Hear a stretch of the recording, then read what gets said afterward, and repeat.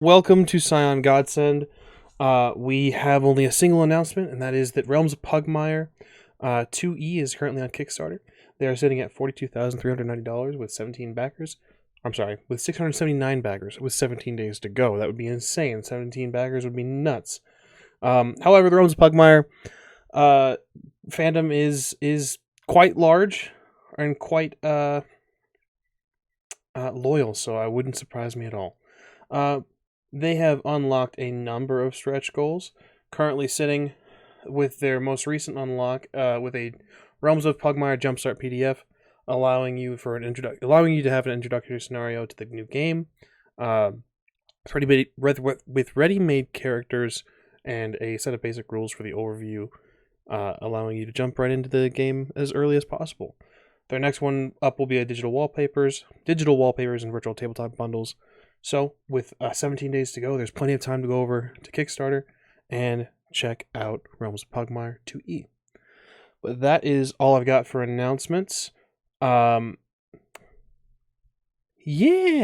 we're getting back into the swing of things. We were gone last week due to some story guide stuff. I needed to focus on real life for a moment. But that's done now. We're back into Fantasyland.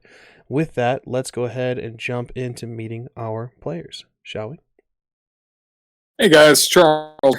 Just trying to mind my P's and Q's on this island of swine sailing aptitude. And it is today that we give thanks to people like Philip Coulter, also known as the father of digital marketing. May his lessons and teachings carry us beyond mediocrity into the stratosphere of good grades. Good day. I'm excited for the Pugmire 2E game, though I have only played Monarchies of Mao. That was a wonderful little cat. And, I'm sure those dogs will end up doing well. Roses are red.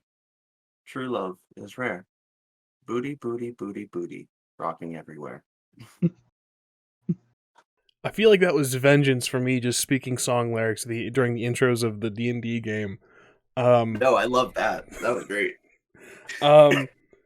Yeah, we're gonna do shit as we had last session.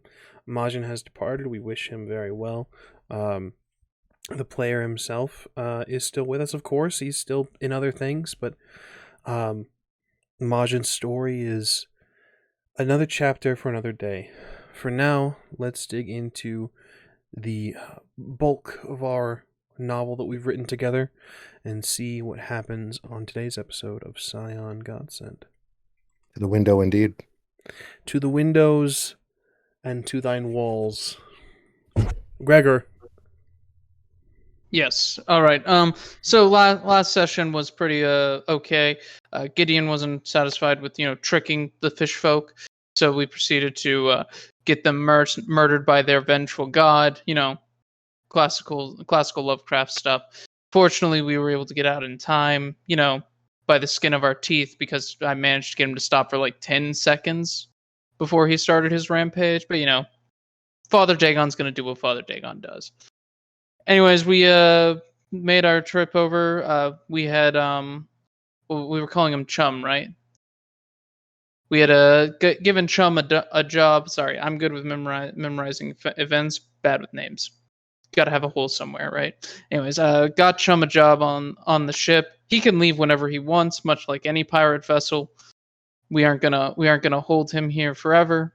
Then made our way to Cersei's Isle. Fortunately, the Alert, this wonderful vessel, had been aware of the location, and as such, it took us about an hour to travel across the Atlantic Ocean from west to east, into the Mediterranean Sea, into the Sea of Monsters, up to her isle. At which point, Gideon did his I'm interacting with the Greeks thing, got permission to enter.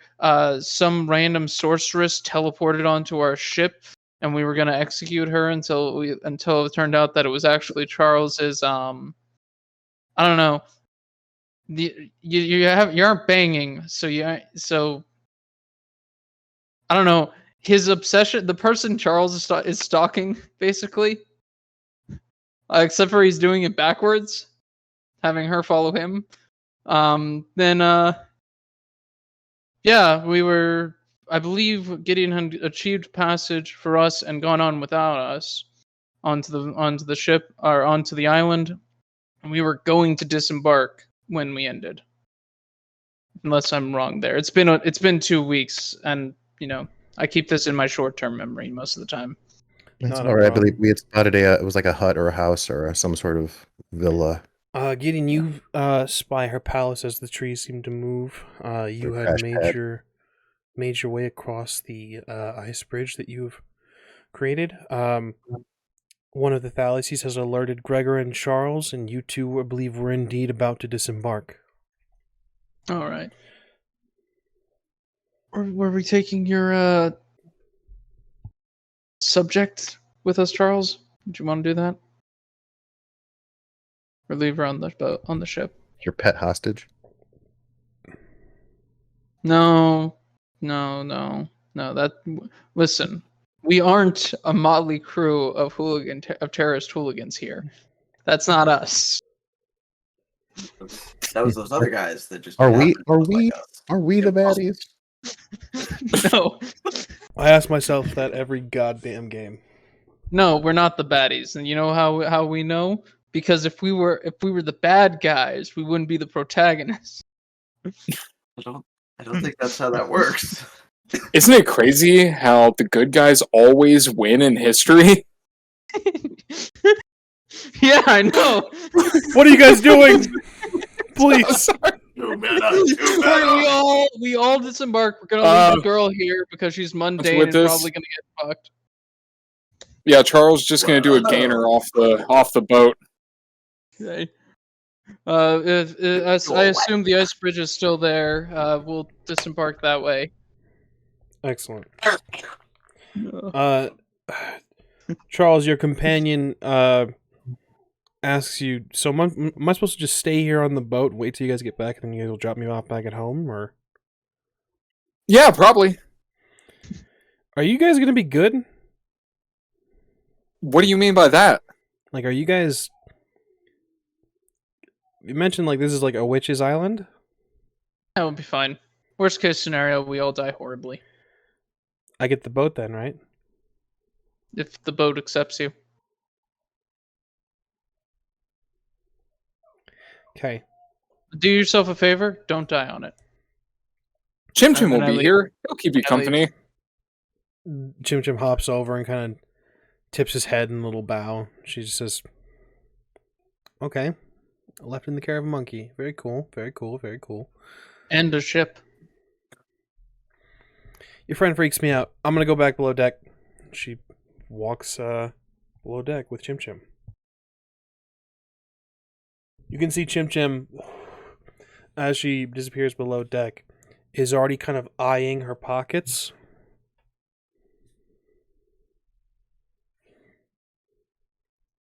God bless that monkey. Now for coconuts. I think he did. Hey, Charles, actually, I have a question for you. Just roaming through the internet.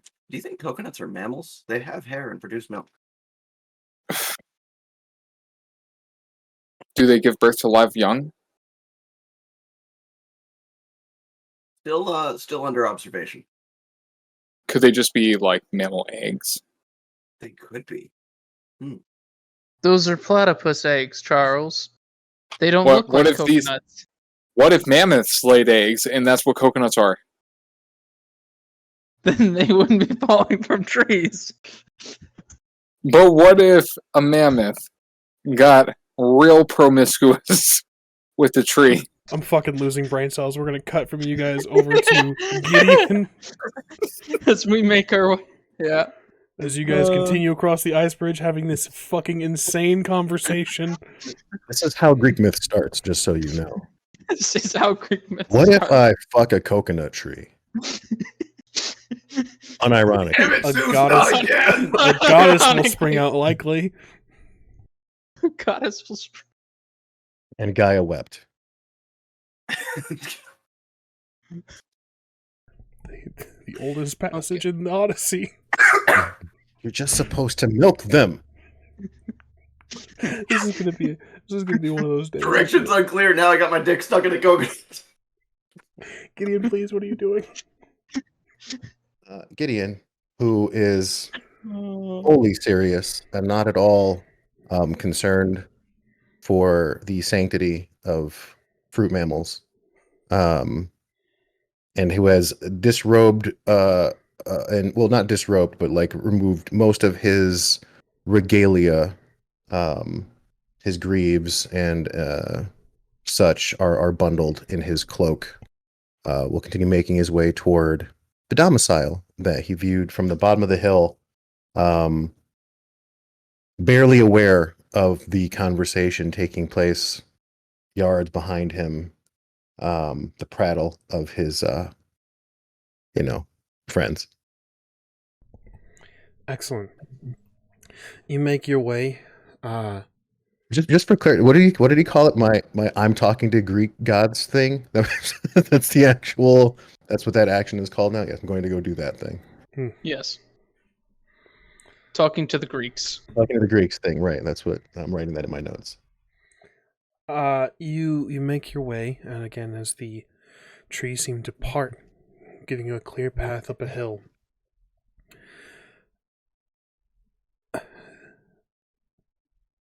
The grass is soft beneath your feet. The wind cools you. Again, as you step foot on this island, as you journey closer to Circe's palace, you're filled with calm. You reflect upon the beauty of the island, and it's almost like you're being called home. So generally, I assume that I feel kind of like a sense of removal from things, being redacted, being occultated and anonymous. Most of my removal from the world and society is probably almost hostile, right? Like my presence kind of pulls away from it. Here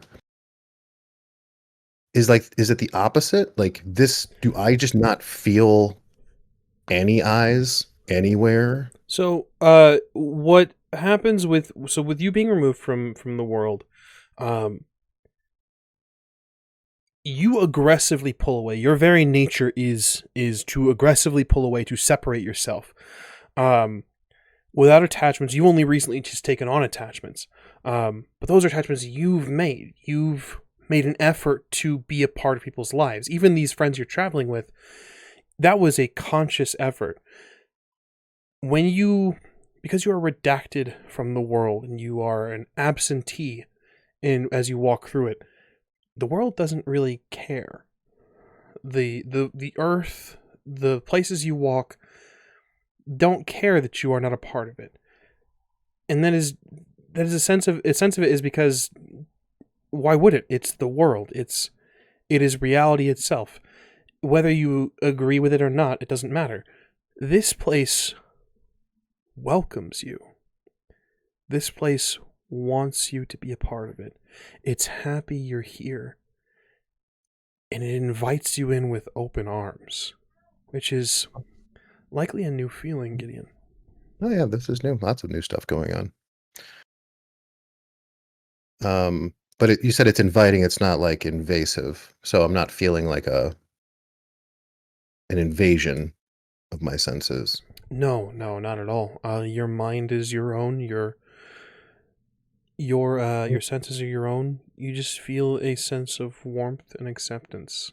Again, as if the landscape itself is inviting you to join it.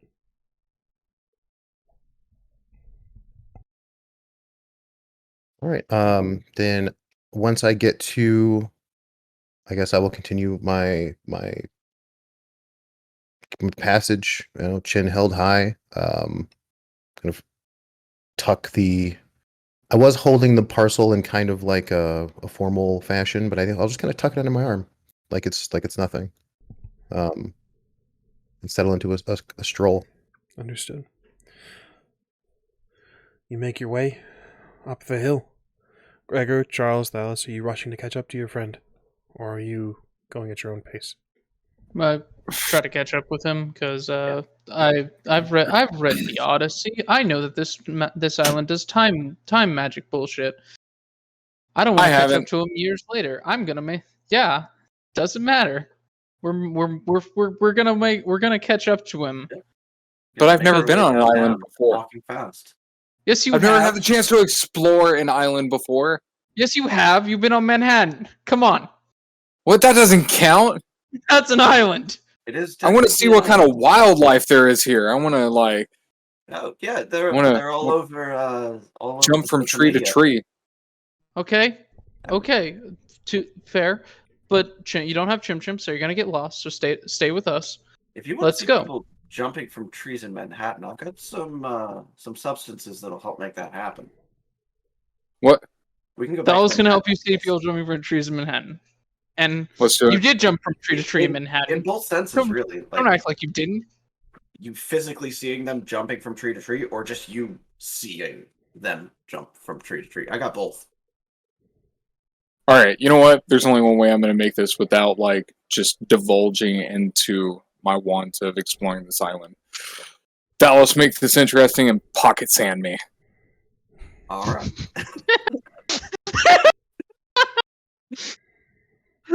You allow Thalos to chuck sand in your eyes?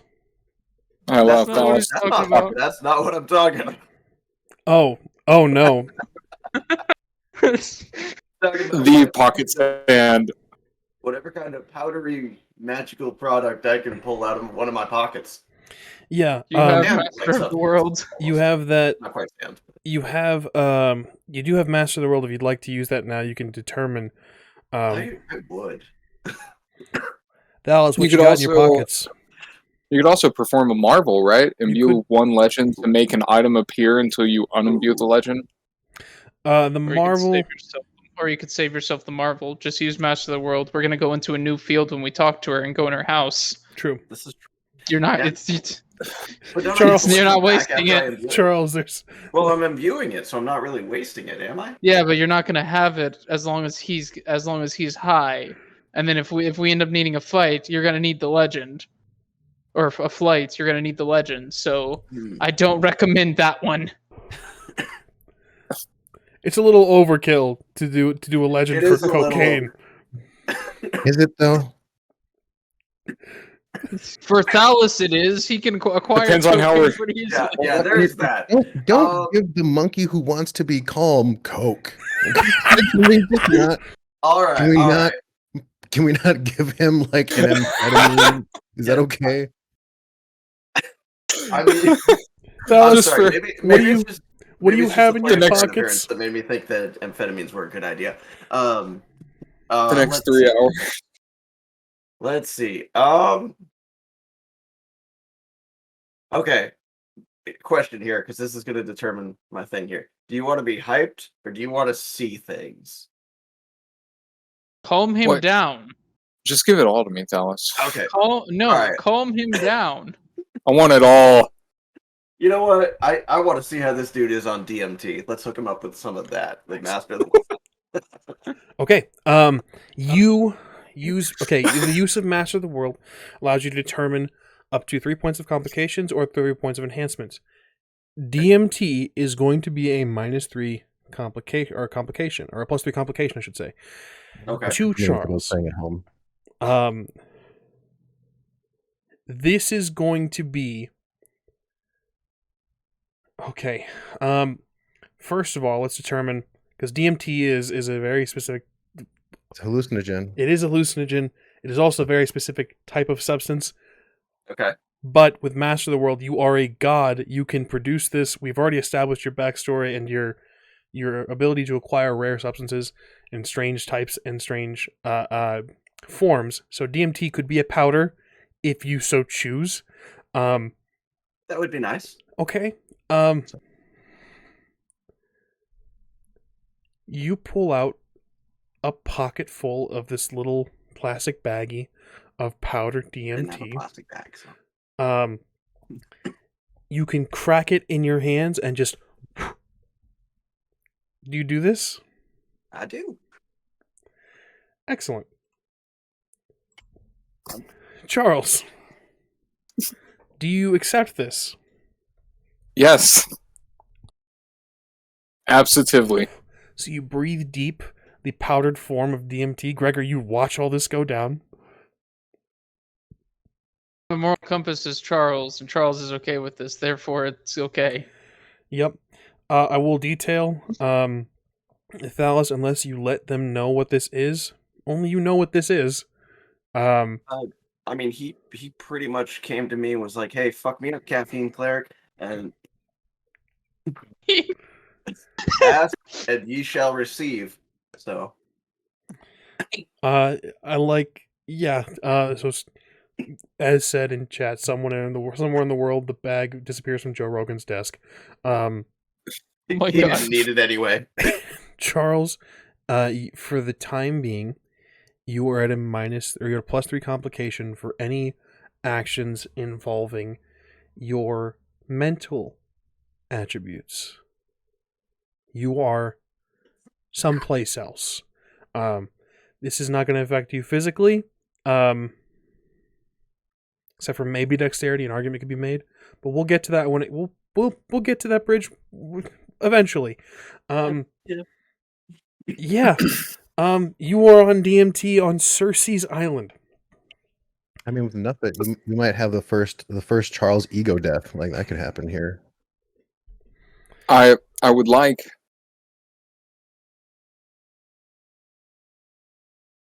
You know what? This is fantastic. I love it. Absolutely wonderful. Charles, what makes you happy? Animals. What makes you sad?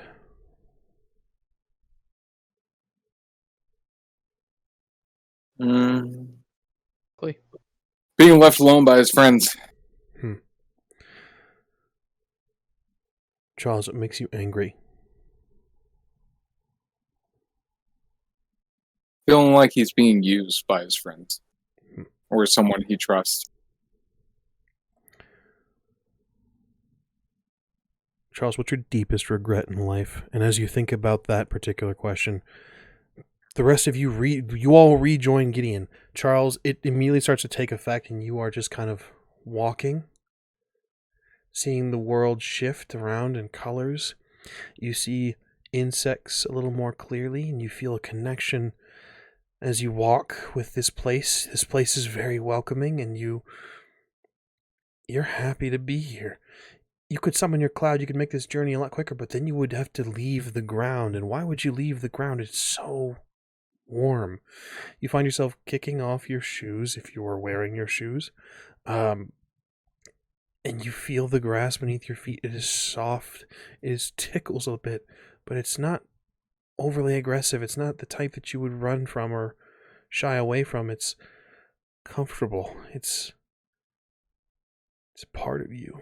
You tickle yourself. You are each blade of grass. You are connected here via air and soil and water.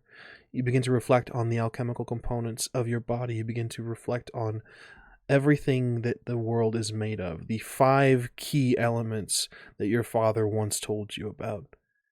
You begin to wonder how much of each is in you, how much of each is in each blade of grass, and how that connection correlates to you being grass, and you being a tree, and you being you, and then you being Chim Chim, and then you being Gregor. Are you Gideon? Is Thalis you? Charles walks with a confused look on his face, staring at you, Gideon, as you guys make your way and rejoin. Yeah, it sounds like he found the 6th element, which is neuropharmacology. Indeed. We catch up with Gideon and proceed with the appropriate amount of caution given who we are approaching. Yeah, with Charles looking, I don't know, engaged, I will pat him on the shoulder. You pat him on the shoulder. Charles, you feel pressure. Not terrible pressure, not pain, but it's a sensation that flows throughout your body. It's like a wave. As it pats your shoulder, echoes and ripples down your shoulder to your bicep, down to your wrist, and then your fingertips. And it just kind of ripples throughout. You are just the absolute best shoulder patter. It means a lot coming from you. As I imagine you are a connoisseur of such things. Keep your wits about you. My wits are all around us. I don't think those are wits, my friend. But as long as you're comfortable. Is Charles okay? Charles, you are so comfortable. Thalis did something to him to prevent him from offending Cersei. So be it. You guys walk. Is there any conversation along the way? Any words of warning? Any? Yeah.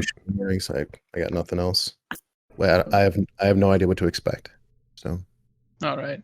So this could be a total fustercluck, or it could be a hey, we want you to do something for us. Do you need us to do anything for you, sort of thing?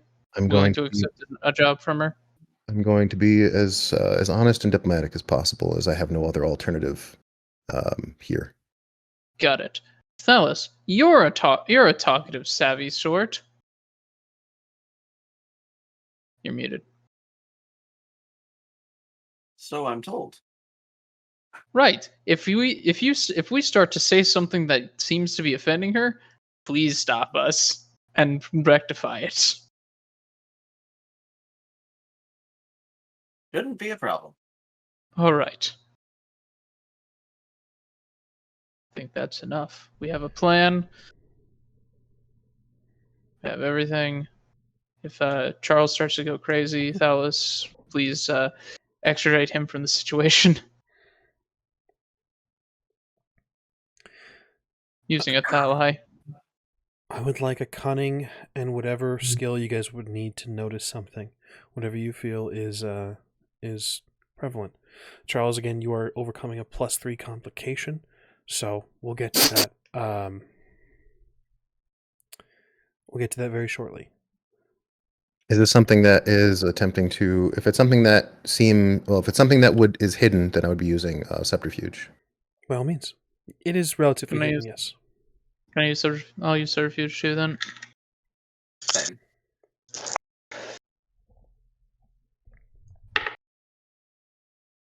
See, I got 3. You know. 4. 3, 4. 0. 0. Charles, how you doing over there, bud? Charles is stoned. Does Charles just not make decide not to make the roll because he's too fascinated by some insects? Charles got 3 successes. Okay, so you can entirely buy out the complication. The complication here being you are going, if you do notice this thing, you are going to sort of drift slowly away from your companions. If you choose not to buy it, if you choose to buy it off, you won't notice it, but you will stay by your companions. If you choose not to buy it off, you will notice the thing, but you will drift away from your companions. Does that make sense? Yeah, I think so. I'll just buy off the complication then. Okay. You don't notice anything. You and Thalis don't notice anything untoward or anything that's out of the ordinary, but you stick by your companions, Charles, as you make your way. That is also another momentum for the two more momentum for the pool. Don't have the tracker currently on me, Gregor. I believe you have it on the Discord, correct? Correct. We were sitting at 4 at the beginning of the session, so you guys are sitting at 6 now. Excellent. Gregor and Gideon. Things are moving around the trees. They don't seem malevolent, but there's sort of soft, charming, almost melodic giggles. Every once in a while, you turn your eyes, you tilt your head, and you see feminine forms dipping beyond the trees once more. We're being watched.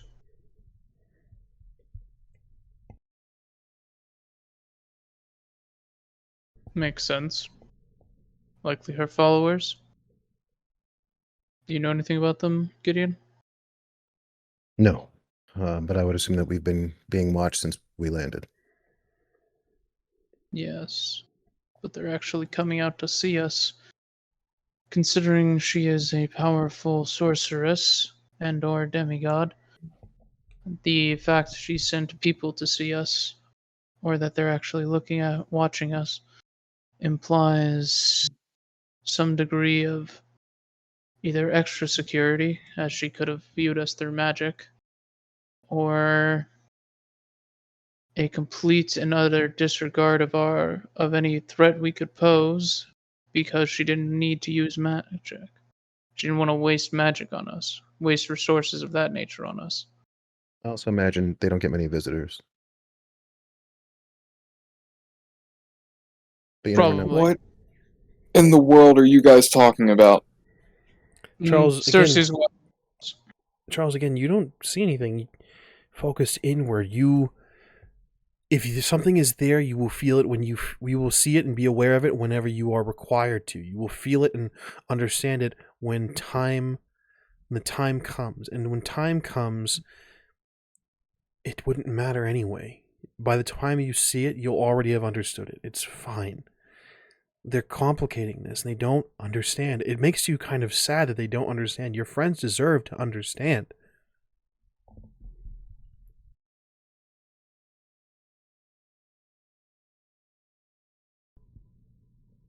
It'll be fine, guys. I'm sorry. Charles, when's the last Put time you his told hand on Gregor you Gregor's love him? shoulder. Gregor, you have perfect memory. When was the last time I told you I loved you?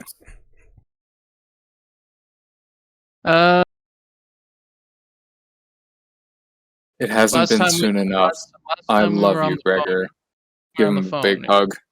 Okay. You know I'm not a hugger, Charles. It's okay, Gregor. I'll be a hugger for both of us. Wrap my tail around him. Charles, it is very hard to keep moving this way. They're leaving us. Just keep walking, Gregor. It's okay. Just let my feet drag behind. Charles, when's the last time you told Majin you love him? Guys, I gotta call Majin. Why? I have to tell him I love him. He has to know. Let me know if your communicator works here. You called him earlier, didn't you? You took a picture of Dagon to flex on him. Charles, that's not soon enough. Yeah, you flexed on him, dude, and you have no signal. You check and you try to call it. It doesn't work. And the last thing that you wished him luck, but you didn't say you loved him. Charles, one of your biggest fears is your friends leaving you, but Majin left. Maybe he didn't mean to leave you, but he's gone, and you're going into a witch's lair, and what if something happens and you don't get to say you love him? That's practically your brother. What happens next? What if he doesn't know? The last thing you texted him was a flex, was a brag. What if something happens to you and he doesn't know that you love him? That's a lot to unpack, inner me. Let's just bottle that back up and not deal with it. Just pat myself on the shoulder while I'm holding on to Gregor. Let's have a manipulation, and either subterfuge or persuasion roll against yourself. Wait, can I do empathy? Can I do empathy? Sure, yeah. Making him roll to compartmentalize, that's what's happening right now. Yeah, while on DNT, absolutely. Oh my god. This is why you need divine will, buddy.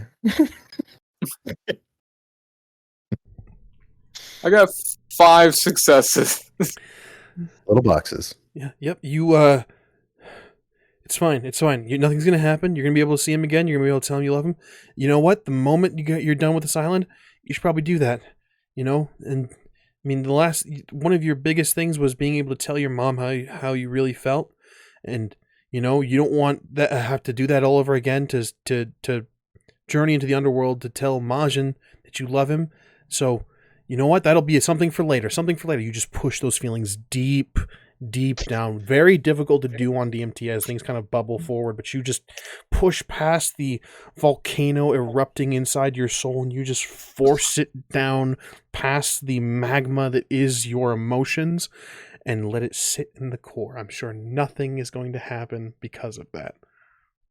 I think you're absolutely right, little me. Like, I think we're going to be just fine. Continue patting myself on the shoulder while holding on to Gregor. It's now that the giggling becomes apparent to all of you. These creatures are getting more bold as you get closer to the palace. You can recognize that their skin is not... it's not the regular colors of flesh. Some are tints of greens. Others are sort of... looks like fallen leaves. Their giggling becomes more frequent. They point and chuckle. Gregor, don't let me go. Whatever happens, just hold on to me. I cannot be trusted in this forest alone. I know, Do not Charles. believe. I know, Charles. Gestures I'm not going to to let you go. you, Thalis, and then Yes. beckons you. Oh, Dallas, don't do it. Don't be a me. The goth chicks ain't worth it, Dallas. I just imagine Charles sees them as goth chicks now. I've Like known- exclusively just goth chicks. I have to Not doubt like- that sentiment right there. If not, they're just gonna sacrifice you to another pagan god. Weren't the goth chicks trying to sacrifice you to Dionysus? Shh. It was supposed to be Dionysus, but it turned out it was some demon that. Damn! There was a whole thing about this. I remember talking about it. They do get pretty angry when they find out that it wasn't me they were sacrificing, but me. Gideon, So- one points to you and says, "You can hear the whisper of, 'Come, Titan. We can give you what you need.'" Well, I know that's not true, but I appreciate the offer. I believe what I seek lies beyond that doorway. You require peace. You just don't know it yet. No, war is coming. In some ways, it's already here. You guys continue. As you get closer, their whispers, they're beckoning. They call out to each of you. As we pass the one that was talking to Gideon, I'd like to swap my tail at it and be like, "No, back, foul temptress!"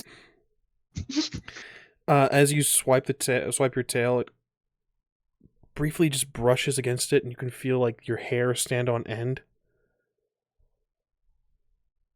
Oh, Your hands were soft, Charles. oh, God. Gregor, get me out of here. Don't worry, Charles. Only a little bit further. It's fine. You're fine. You're gonna be okay. We're all gonna be okay.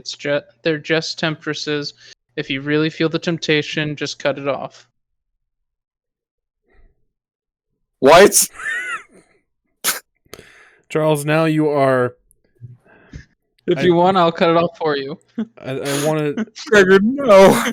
2 questions for you, Charles, before you guys enter into the next circle, let's call it. Charles,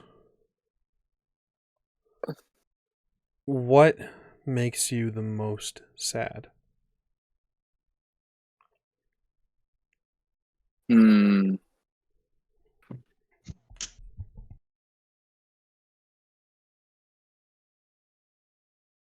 Guess being alone makes Charles the most sad.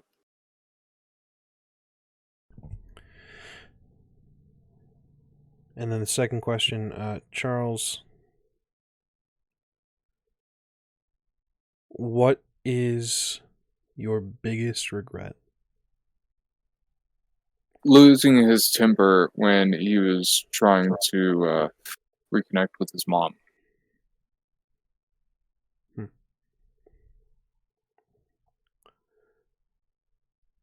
continue. All of you continue into the next row. You guys are up the hill at this point on the flat surface that leads into the palace. Charles, the world is beautiful, but it's also very sad. You are connected with it. But for how long? How temporary will your connection be? Will you be remembered? Does it even matter? It shouldn't. The ego of your importance rises up. You weren't important enough to your mother. And as you look at one of the pillars of Cersei's palace, you think one of the carved statues leaning out, depicted along the sides, is her. It looks like she's carved into the side, falling. Is it important? Are you important? Would anyone notice if you were gone? The rest of you see Charles begin to weep as he walks. I presume we're still hugging, right? Just using Gregor's shirt to like wipe the snot off my face. Mm-hmm. Yep. Okay, buddy. It's okay. You're doing good. It's not the worst trip you've ever had. We're right here. Gregor, you'll remember me, right? I have perfect memory. You know this. I can't forget you. I will never forget you, Charles. Is that enough, okay. Charles? Will he remember you as a person? At his core, is he going to remember you? Without magic, without power, would he remember you? Why isn't he saying he loves you? Does he love you? Are you important enough to love? Does it matter? Should it matter? Is this ego is this pushing you forward to matter? Or should you just let it go? In which case, what's the point of continuing forward? What's the point of walking forward and holding on to Gregor? Should you let him go? Gregor, you have to tell me you love me. Charles, you're like a brother to me. I love you like a brother. It's okay. We'll get. Does anybody have water? I don't have water on me. No. You know what would nothing? really prove things, Charles? You think, you know what? You know Gideon. You are Gideon. You're connected. You guys are twin souls. You're the same person. Gideon doesn't know how to love. Gideon doesn't have connections like that. If Gideon told you he loves you, it will be okay. It will be okay if Gideon loves you. Like to use sidestepping to move from Gregor's shoulders to Gideon's. By all means. Immediate minor panic as it's like, oh shit, did he go give in to the nymphs and then sees him? Okay. As you enter on the bottom step leading up into Cersei's palace, Gideon, you are slightly weighed down as Charles now clings to you. Gideon, you love me, right? I take a deep breath and I will reach kind of a mitt behind me, and I'm not going to grab the side of his face, but I grasp his head. And I will I'm going to spend a point of legend. Oh my god. Because I've been here before, okay? And I need focus from my friends here. So I'm going to take a deep breath, and as I exhale, I say, "Breathe with me, Charles." And as he breathes out, I am going to, utilizing my my purview, my epic stamina purview, I am going to purge the DMT from his system, unceremoniously sobering him again. Excellent. Charles, is there any resistance? Nope, I'm just gonna fall like a sack of potatoes. You you do this. You hear Gideon say, "Breathe with you," or breathe with him, and and with every breath, you become more and more sober. It is quick. It is, as he said, unceremonious. These fading bits of enlightenment leave you as you are calmed by Gideon. He didn't say it, but it doesn't matter. Each breath you take with Gideon, it doesn't matter. He doesn't have to say it. You're breathing together. You are completing an action together. Your breath is his breath. His breath is yours. He doesn't need to say it. Because you know Gideon. Because you are Gideon. Do you love yourself, Charles? And suddenly you are sober. Slinking, sort of slumping in Gideon's grasp.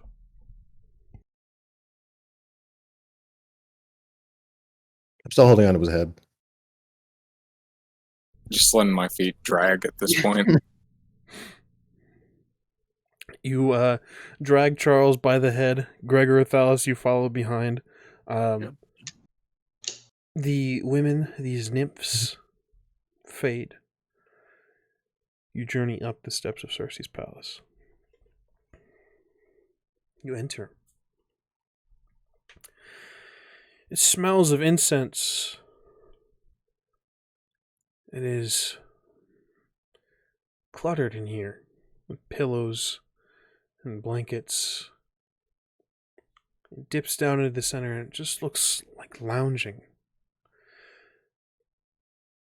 At the rear, at the center rear of this main chamber, there's a chair. Relatively simple, of fine make. But there sits a woman, clothed in purple, thin fabrics, slouched a bit, leaning. She watches you all enter. There are pillars holding up the roof here. There are no paintings on the walls. Instead, there are carvings depicting scenes of myth, creatures of legend. You see her smile. Please, enter freely. I will turn about and set Charles down on his feet and kind of hold him steady for a moment, pat him once again, and then I will turn around and start walking toward the chair. I watch her ankles. Noted. If I could, I would like to use Master of the World again, if we're in a new field now. You are. This is considered a new scene as well, so you guys are sitting at 7 momentum. Excellent. Understood. This time what I'm looking for is a bottle of Dionysus wine. The best that I can manage to obtain through this, just pulling it out, so that we at least have something as an offering. Master of the World allows you to put this in the field. That would have to be something that would be reasonably there already. Yeah, with what you've described as on your person, reasonably speaking, it wouldn't make sense for a bottle of wine to just be That makes sense. in your pockets. Hear that, Thalis? Now you got to start carrying bottles of wine everywhere with you. I'm surprised So it I becomes don't, reasonable. honestly, at this point. Don't worry. That's totally fair. Yeah. I thought you were going to say another batch of pocket sand. I mean, I don't know. How would she react to some DMT? She is a powerful sorceress demigod thing. Let's not get her high. That's fair. I mean, she's probably got ayahuasca on the island. Like I imagine Yeah. it probably grows indigenous here. So Yeah. yeah, I don't know. Actually, what was that? I remember there was a conversation earlier about imbuing legend for this kind of thing. You'd be performing a marvel. I don't imagine that would necessarily apply, but I figured no harm in asking. You may do so.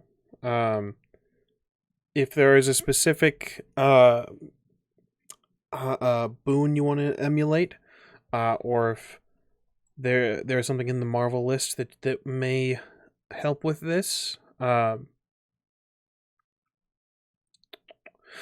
I would equipment. You can magically create or summon an item that is symbolically tied to your purview, or simply declare that you find it or have it had it all along. Okay. So you could reasonably, I imagine, Dionysus wine and your metamorphosis purview, the purview of the Theoi, would be a good one to tie that to, and then you just need a motif to perform the marvel with at that point. Yeah. I'll say with this, because you can imbue or spend a legend depending on the item, this would be a spending of a legend. This is Dionysus's wine. If you wish to imbue it, it will be of lesser quality of the types that mortals consume. Yeah, that would hardly be appropriate, but I do want to try to turn this interaction to work in our favor.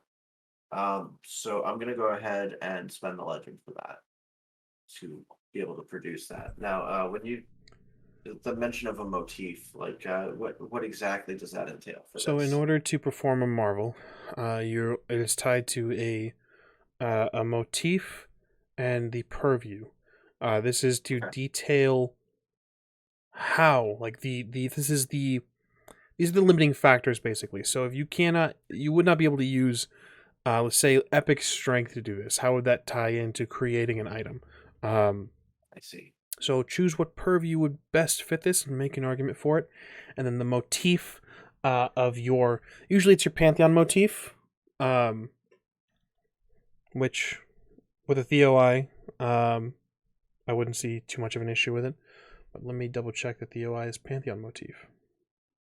Alternatively, if you've got any birthrights that have any motifs attached to them that can be used, those can be used as well.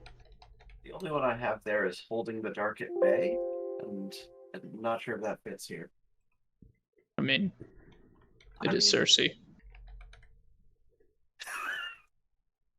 And it is potentially holding her at bay. So that's your argument to make, not mine. right. No, that's Then there's also your Pantheon motif. You would have that as well. The Theoi's Pantheon motif is the Most High may grant their favor to those who beseech them. You can ask Daddy to grant you some of this wine, which would fit into your Pantheon motif. And then it's just a matter of which purview you're tying this to.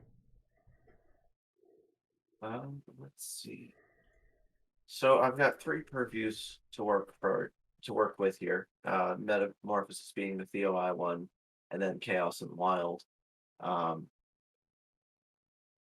not really sure how Metamorphosis ties in with this though, because that one seems to be more tied to the self. Metamorphosis, there is a specific boon that. So you took the boon of your Pantheon specific purview that allows you to transform. However, the other boon allows you to transform others and other creatures and other things. If you want to use the Pantheon motif or the Pantheon motif and the Pantheon purview, you could literally transmute the air if Dionysus is willing, and create a bottle, create the wine itself from Dionysus' own vineyard. Okay. I would like to try that then.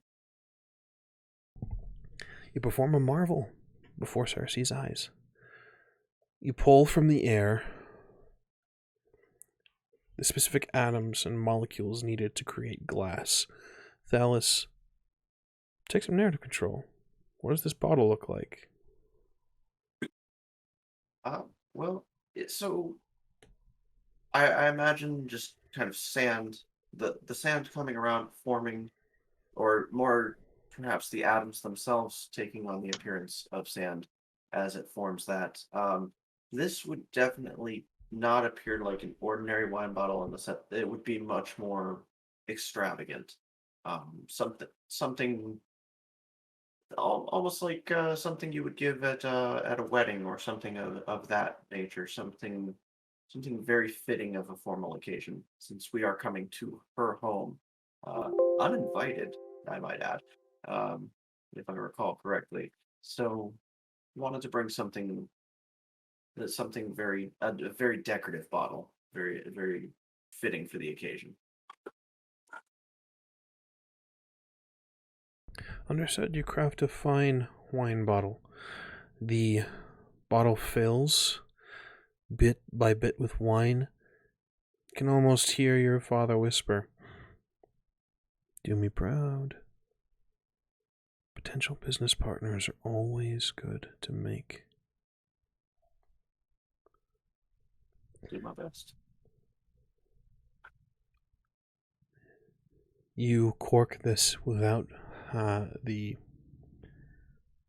typical cork. It is now corked with what looks like a version of rubber and a fine topper with silver leaves, with the vines that wrap around the glass itself.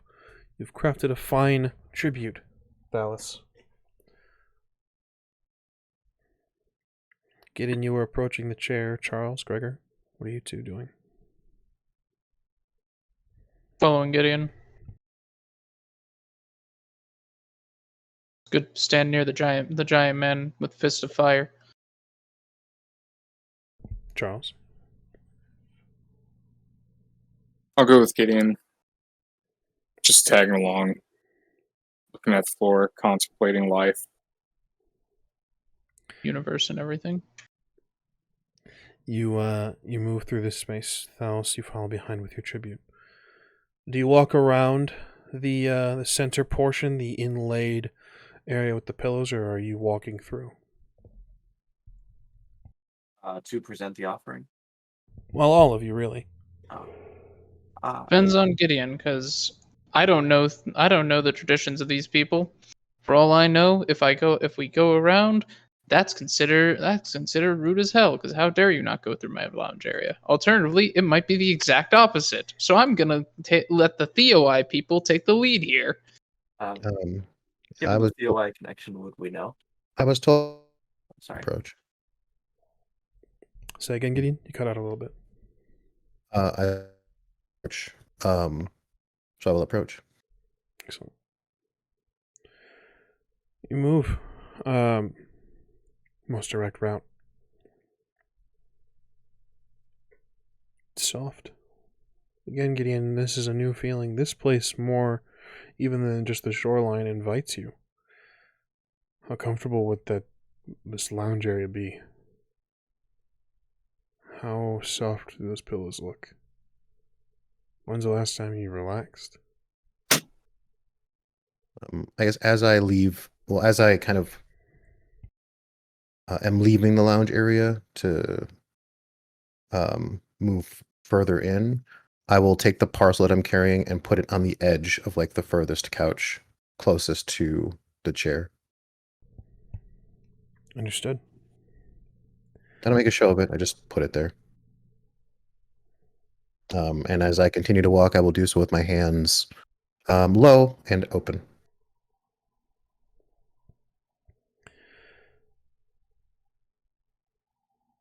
I'm afraid I don't quite know all of you.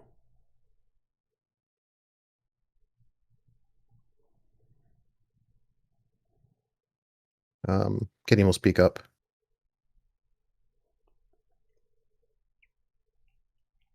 I have been called many things. The name that seems to describe me best is Gideon Danger, the Harbinger of Upheaval. It is in my way to be the essence of change in this world and the next. It is this drive that has brought us here.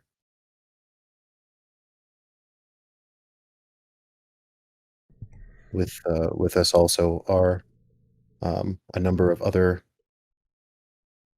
companions from various pantheons, and who've come together for their own reasons to play a role as yet to be decided in the coming conflict. But I would not speak for them. Gideon will take a knee and just kind of gesture to them.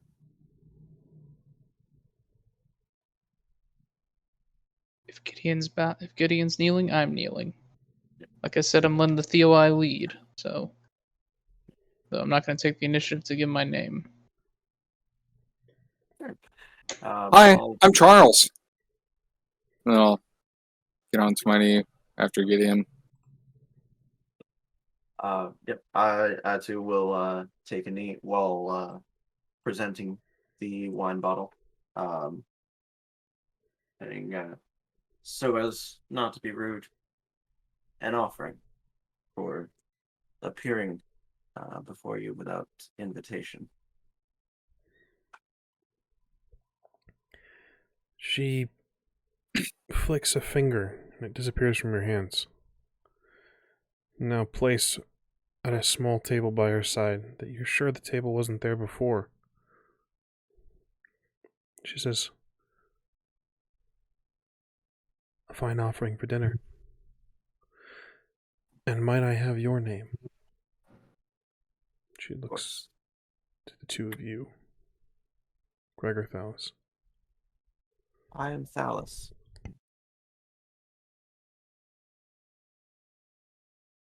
I'm not gonna take the hint. I wasn't looking at her, so I assume she's talking to Thalis alone. Might I have yours, Silent One? I am Gregor.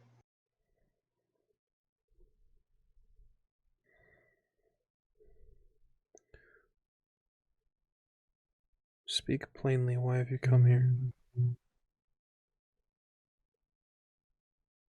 Well, you, Cersei, are legendary for many a thing. The most prevalent of which is the mystery of this island and its ability to remain hidden. It is my desire to raise an island from the ocean and use it as a place, as a staging ground for myself and my companions to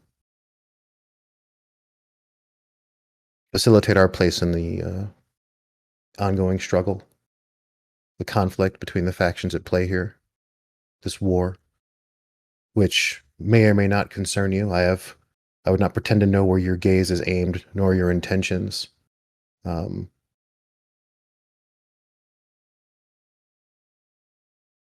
But it is pertinent, it is paramount that our efforts go unnoticed by those who would interfere. There have already been many attempts to dissuade and persuade us to align with specific factions, with specific goals. One such as yourself, I'm sure, will understand the need for agency in these areas.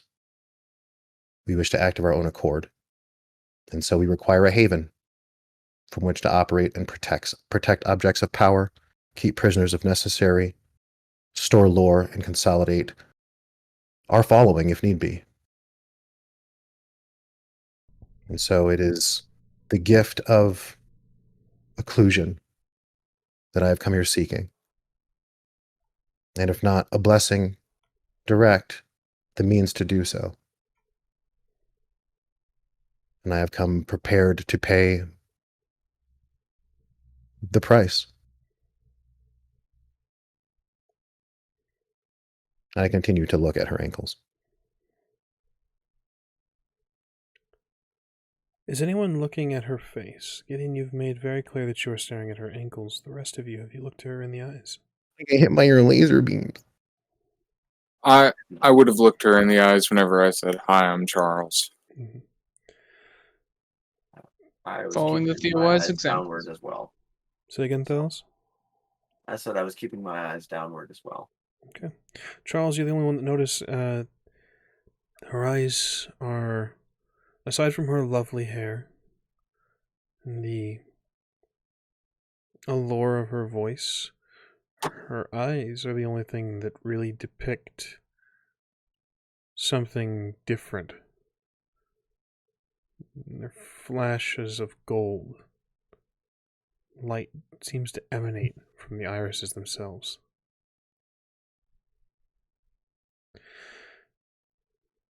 She looks to all of you. Charles, you feel warm. Rise. Please. There's no need for you all to kneel.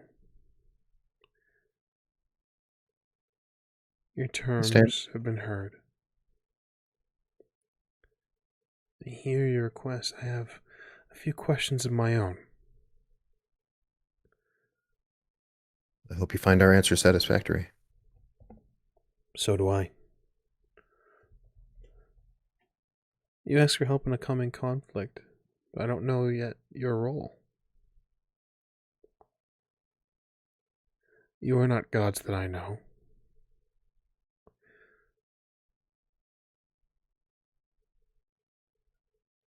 So who do you fight for? We seek independence above all else.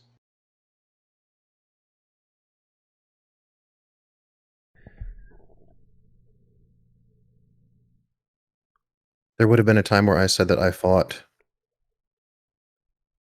for purpose, for the essence of my creation, but I have come to find that there are other things in this reality, in this terra cognita, to concern myself with.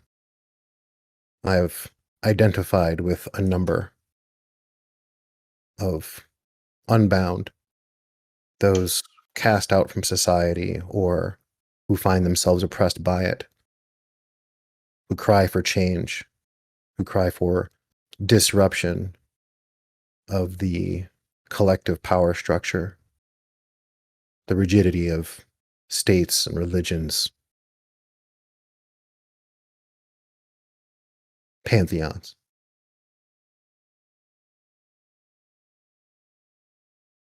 So if I fight for anyone, it is those ideals.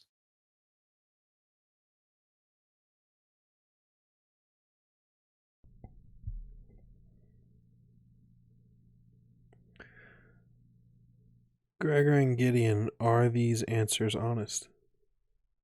In terms of you yourself individually. Incomplete, but yes.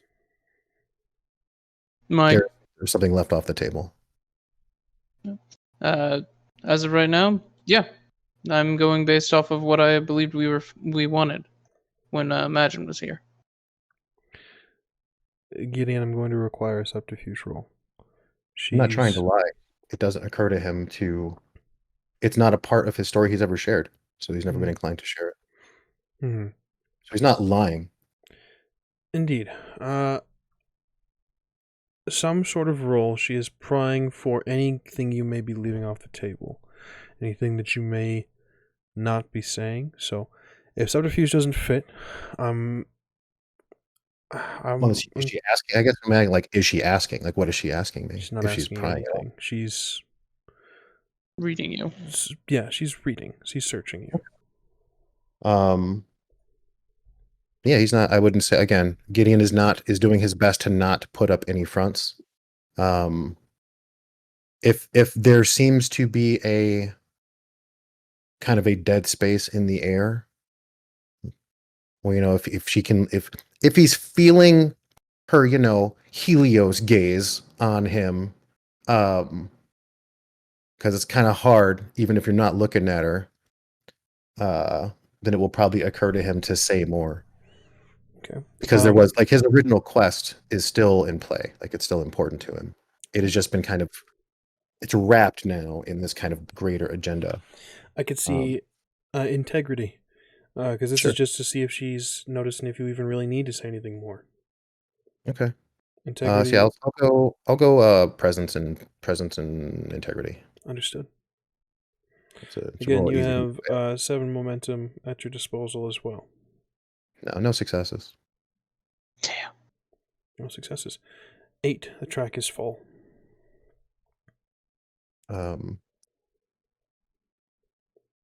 As I said originally, I would have fought for purpose, and in this sense, my purpose is not to supplant my patron, but to remove him from the board. It is my belief, it is my understanding that a second Tatanamaki would just bring about the same cycle of oppression and rule that has plagued this world. The Titans will do what they can to ensure that the casualties on all sides of this war will be as complete as possible. So it is my vow that upon retrieval of the adamant sickle, I will sever the threads of fate, binding them to the world, removing their power. I will cut their tapestry to ribbons. I will decimate the spindle of thread held by their mother, and I will cast it into the fires of Tartarus. And as for Cronus, I will slit him open and splash around like a child in a muddy puddle in his entrails. He will know there are no such things as demons. There is only my kind. And if he is not wise enough to fear me, he will find his destiny at the end of my clenched fist. That feels complete. What then? When your goals are complete. When you have done your splashing, when you have played in the entrails of your father. What then? My creator. Yes. What then? The world will be allowed to run its course. And there will be other struggles to be had. There are other powers at play that will attempt to shape the world of man and gods. And I will stand against them as well. Akin to a champion.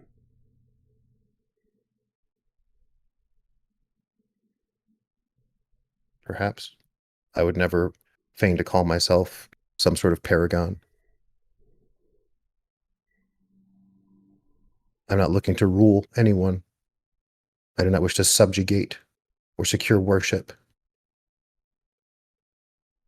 I simply wish to act of my own will and see that fate's machinations are unwound to the best of my ability for as long as I exist. She rises from her chair and steps closer to you, Gideon. The other 3 of you feel as if you're imposing, as if you're witnessing something you shouldn't. It's an air that emanates from her. It pushes you away. It causes you to want to avert your eyes. It's as if you're witnessing almost a public display of affection. People are naturally inclined to look away. She steps closer to you, Gideon.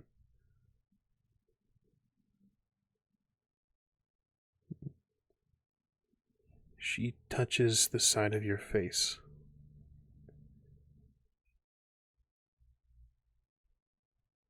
You will fight forever. You will never know peace. Do you know this?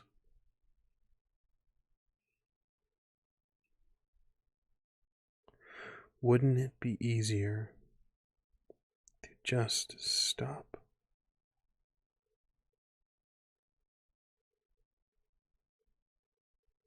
Anything created can be unmade. Anything possessed can be taken or destroyed. The only truths are the beginning and the end. Eternity is an illusion. So I do not believe that I will fight forever. I believe that forever will end. At which point my fight will be over. You would And it is. know no peace in your time of existence.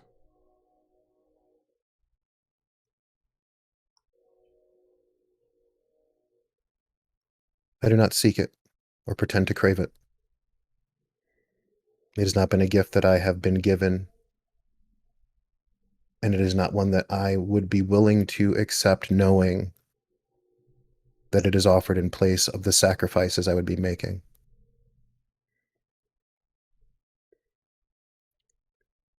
You yourself said you don't know it. So how could it possibly be a sacrifice? The sacrifices to those who I would no longer be fighting for. Those I would be stopping to contribute to the continued existence of.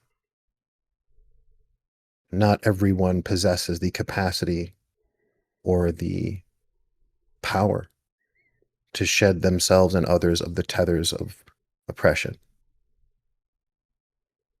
While they can lift each other up to some degree, intervention is our way. It is the way that gods have always operated and lied about how they operate. They claim to be removed from humanity, watching from afar, yet they can't help but dip their fingers into the pool time and time and time again, with no accountability. So I, if need be, will be the snapping jaws that will remind them that their power comes at a price.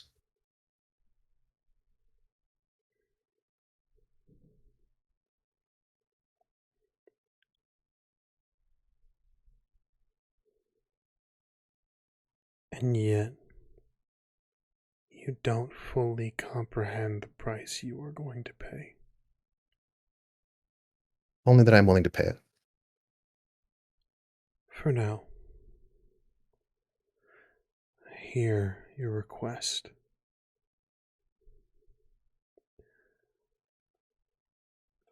I would hear from the rest of you. She withdraws her hand from you, Gideon. The rest of you no longer feel any supernatural levels of discomfort. What do the rest of you desire?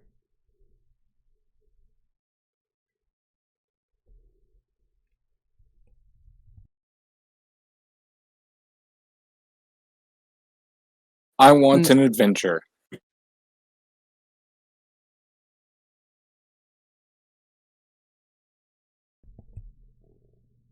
Is that all? I Yeah. seek knowledge. Knowledge. Indeed. Your pantheon is very tight-lipped about what they know of mine. I would like to know. Tricky. What is your pantheon?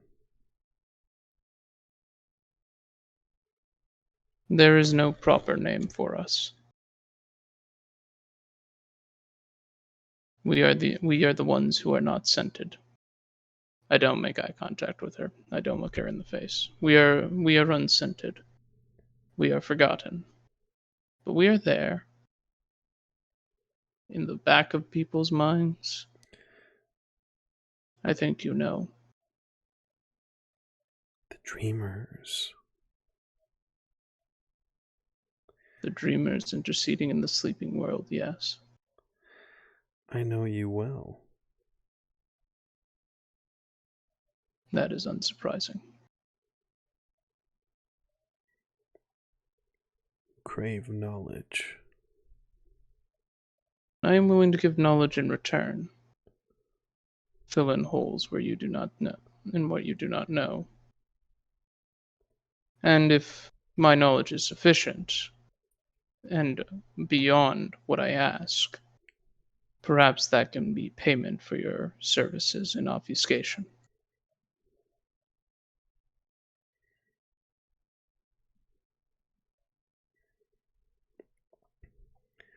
Yours is an easy wish to grant, Gregor.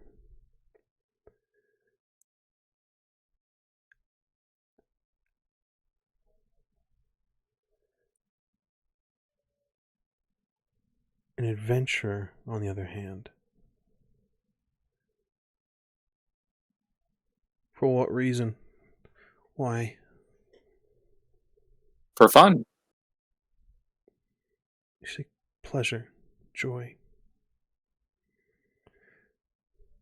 Sure. You could find that here, child.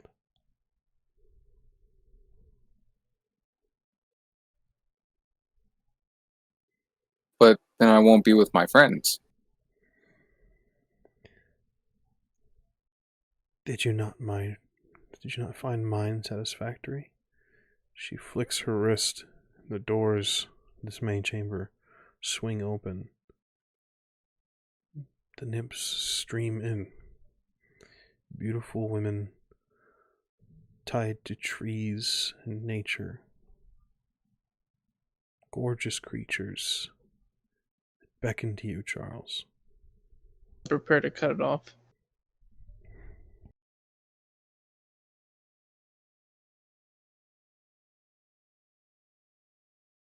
If you listen quietly enough, you might be able to hear Charles' inner monologue screaming. See, and here I was thinking that was just the tinnitus.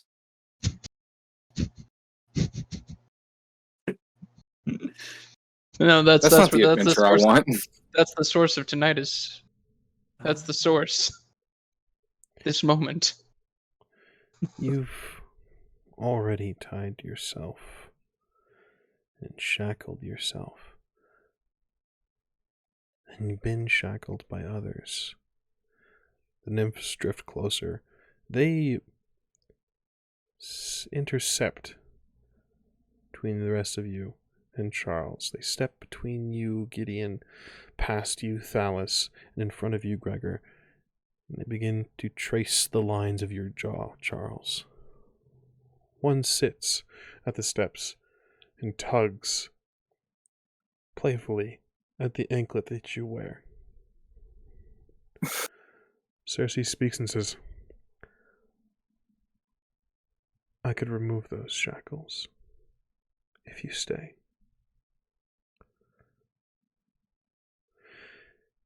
You could This has simply... become kind of like a memento, if you will. And one of my best friends had to go off and do their own thing for a while. And it reminds me of him. And I don't want to lose it. What friend would control you with such a thing? We went through a lot together.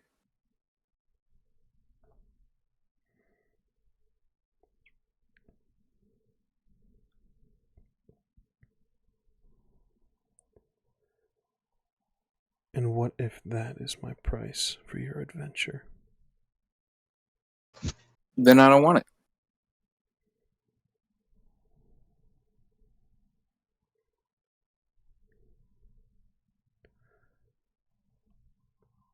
Interesting prospect. And you, who bears great offerings, who comes prepared like his father before him.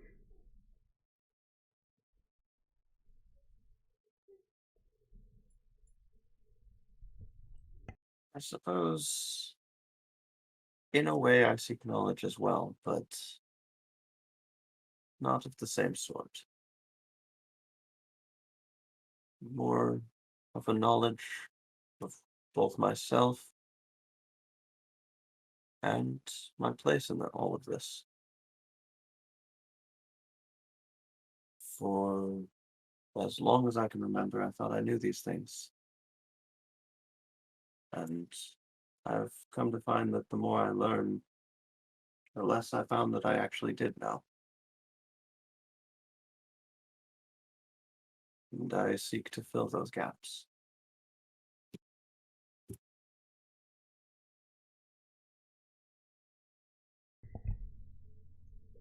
What do you wish to learn?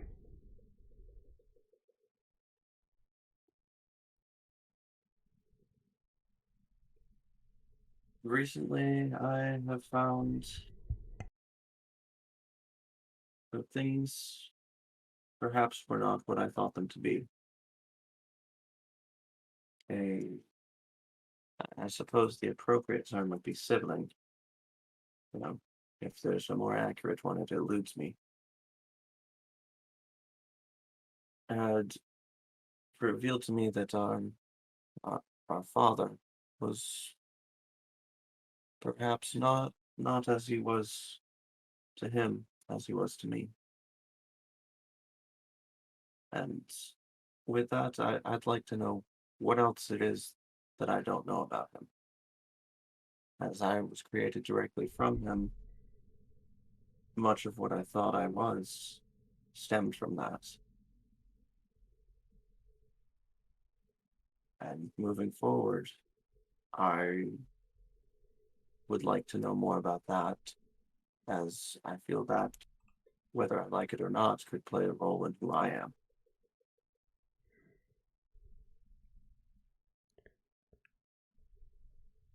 Or who I will become. You seek knowledge of gods. This is not easy to acquire. I understand. And what price are you willing to pay?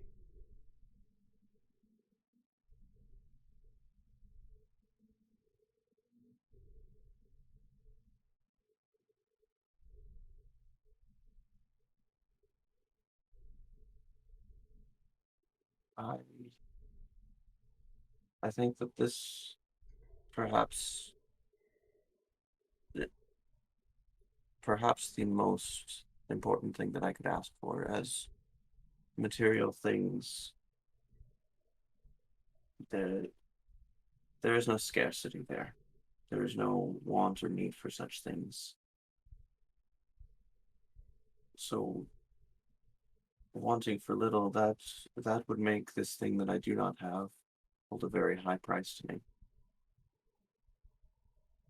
So while I can't think of something specifically as far as a price that I would pay for it, I would certainly be open to the negotiation of such a price.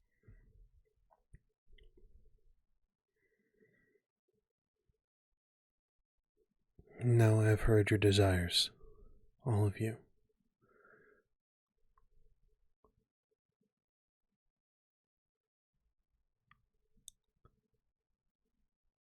Out of character. Gregor, what callings do you possess? I have Sage, Liminal, and Creator.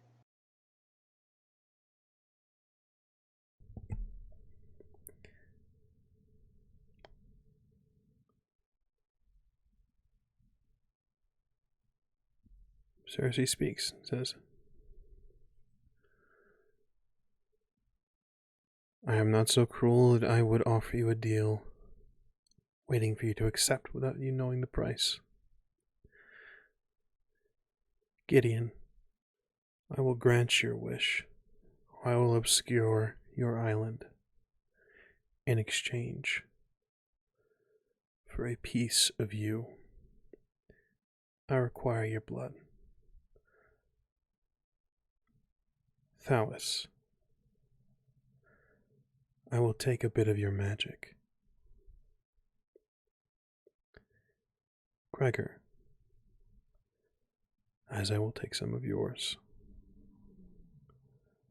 Charles, I will grant you the greatest adventure. But I will need a single strand of your hair.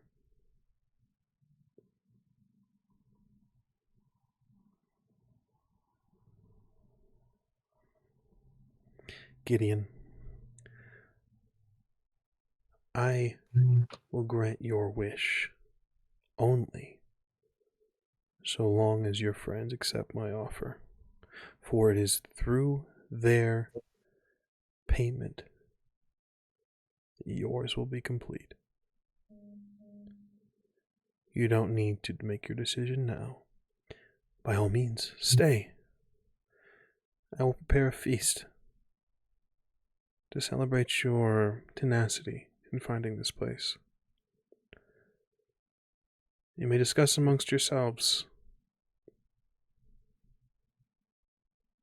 if you are willing to pay my price. What are we having for dinner? 4.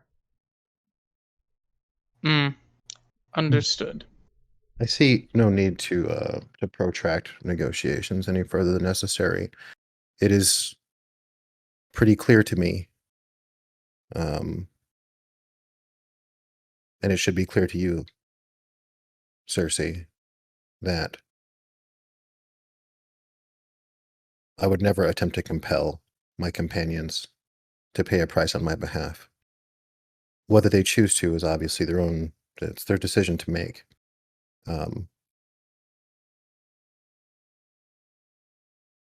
But to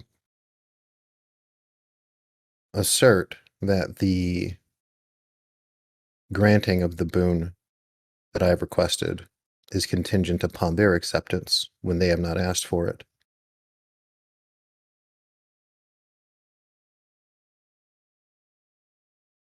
is at the very least unreasonable.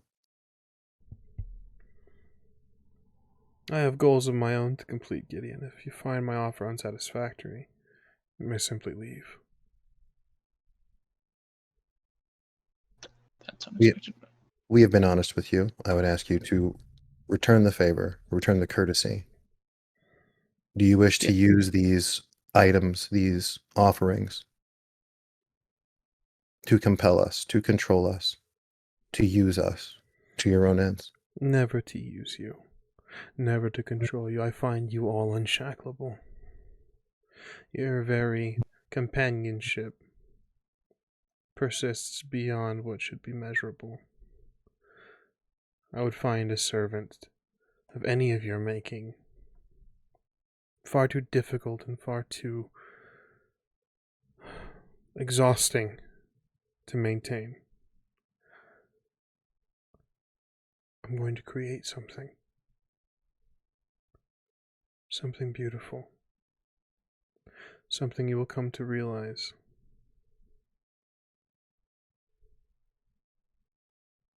No, not again. Okay, Thalis, do you need to think this over? I don't think so. Charles, give a piece of his hair, right? I'll pluck a hair out, and I'll be like, is it okay if I still have dinner? If I go ahead and give you this now? She takes the hair, with a smile, and nods. Okay, so Charles's DNA, Gideon's DNA are magic. So, all right, here you are. And I don't know how you want to do this. Can you transfer it through blood, or are we going to do the fun stuff? Thalis, Gregor, do you accept? Yes. Yes. She places her middle finger from each of her hands onto the center of your foreheads. You feel a warmth. Something leaves you. Thalis. One by one, the Thalises dissipate. Painfully. They don't really feel pain when they die. Any measure of injury caused them to disappear. Pain is new to them. But they remember this. It cries out as they are forced to experience death. You feel their fear one by one. I don't want to go. Please. I want to live. Gregor, you feel your connection, your ability to mold, fade. Ever so slightly, you feel like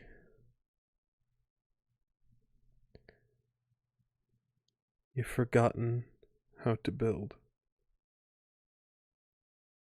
Raw materials.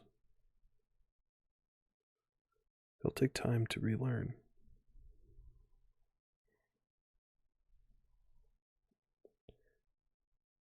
You see the hair glow as she withdraws her fingers.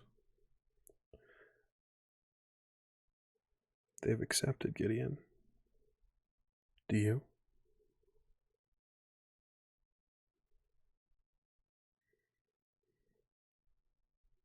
If it is blood you wish, I regret that there aren't many ways for me to share it.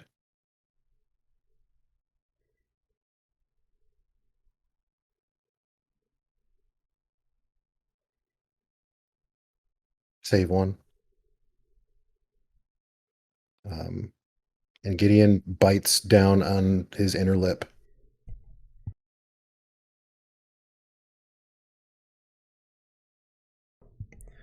She steps up to you, placing the hair in her mouth, and leans in, Gideon. She intends to kiss you. Do you accept? Keep my eyes shut, but yeah. It is not dispassionate. It is not without its enjoyment. But there is greed behind her lips. As her tongue laps up the cut that you've created in your mouth, she hungers. She withdraws with a smile, dipping some off of the top bottom of her lip, and licking it. Price is paid. You're all welcome to stay for dinner. Gideon and I will obscure your island the moment it is risen. Thalis, I will grant you knowledge while you rest. Gregor, I will grant you knowledge.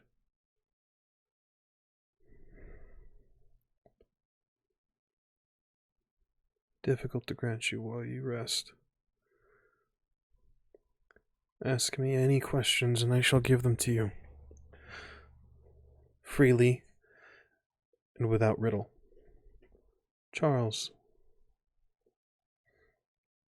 the adventure you're on already will be quite grand. I will make it grander.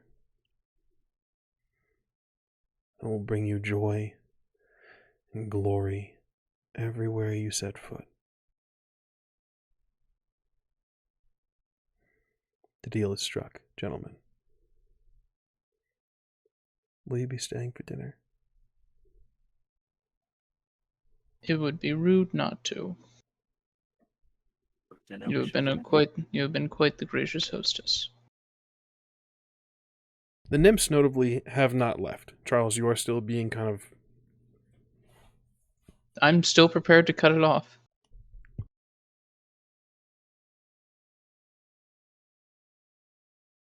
You know, The part of me that doesn't think you could is not big enough yet. I'll still abstain. Gideon, you have something? yeah, I was going to say, I guess I expected perhaps more traditional tastes, but it seems that you and your father share different palates, as he preferred Danishes to Titan blood. Father was never much of a parent. You'll find that I am quite different. Oh, I've no doubt of that. It's remarkable how different we can be from those who brought us into this world. Indeed. From one black sheep to another.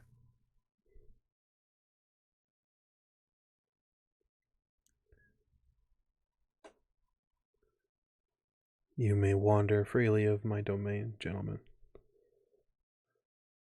If it's all the same to you, I think I would like to lounge in this area here that looks rather inviting.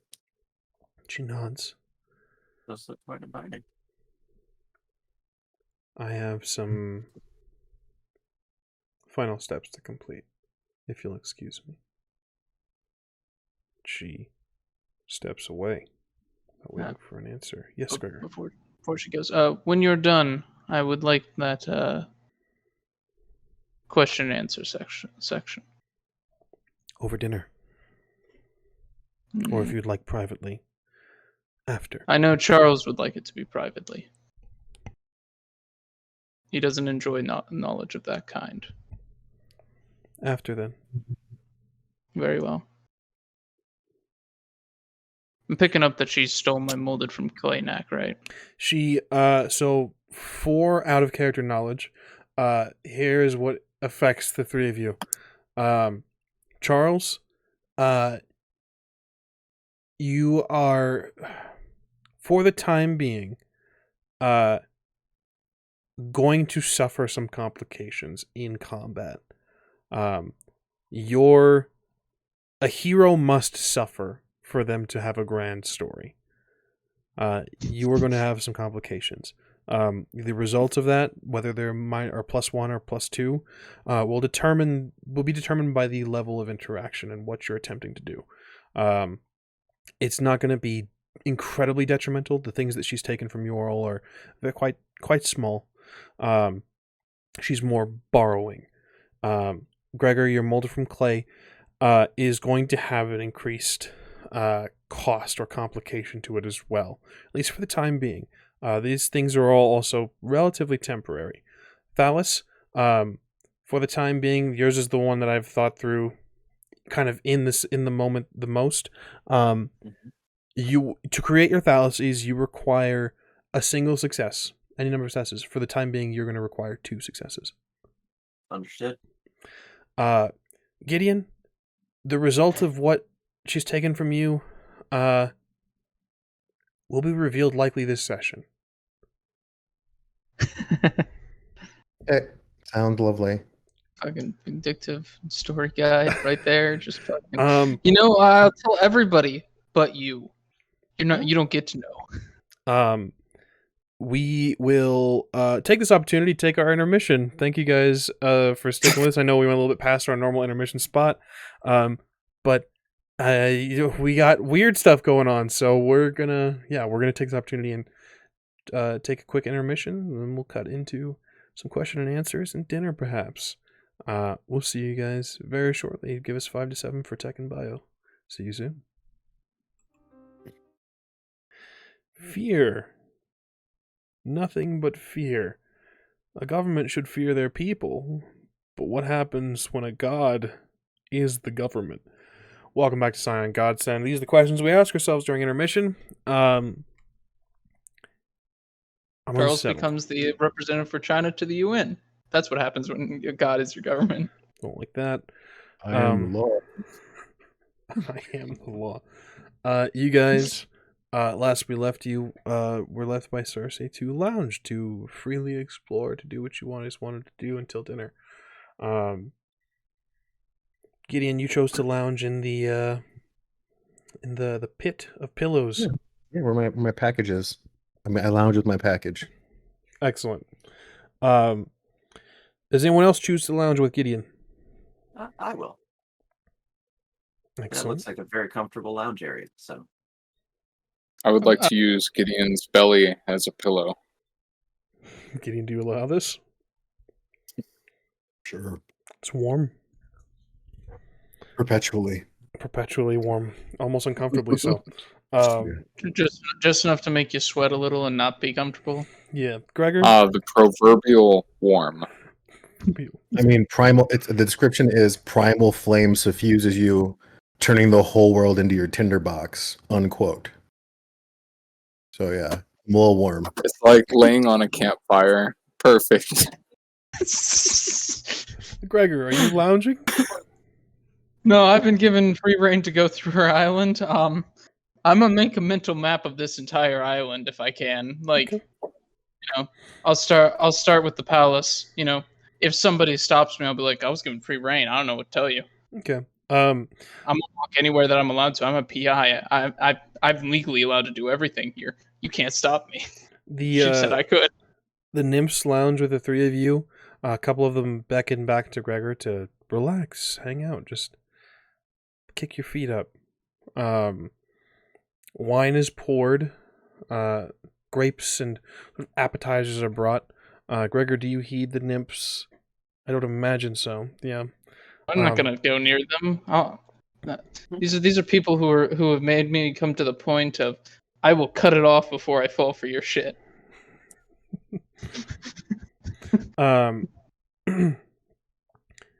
You explore. You make a mental map. You find nothing truly of interest. There are things forgotten here, old things that museums would love to get their hands on, as well as a garden full of herbs and different spices and things, along with a pig farm tended to by nymphs. There's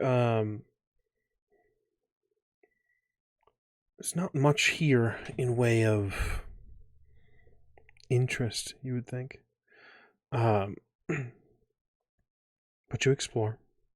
The rest of you lounge. Is there anything that you guys would like to accomplish in your loungings? Or Gregor, if there's anything you would like to search for? If I happen upon her library, I will stop time and read all of her books. Beyond that, no. Nothing here from me.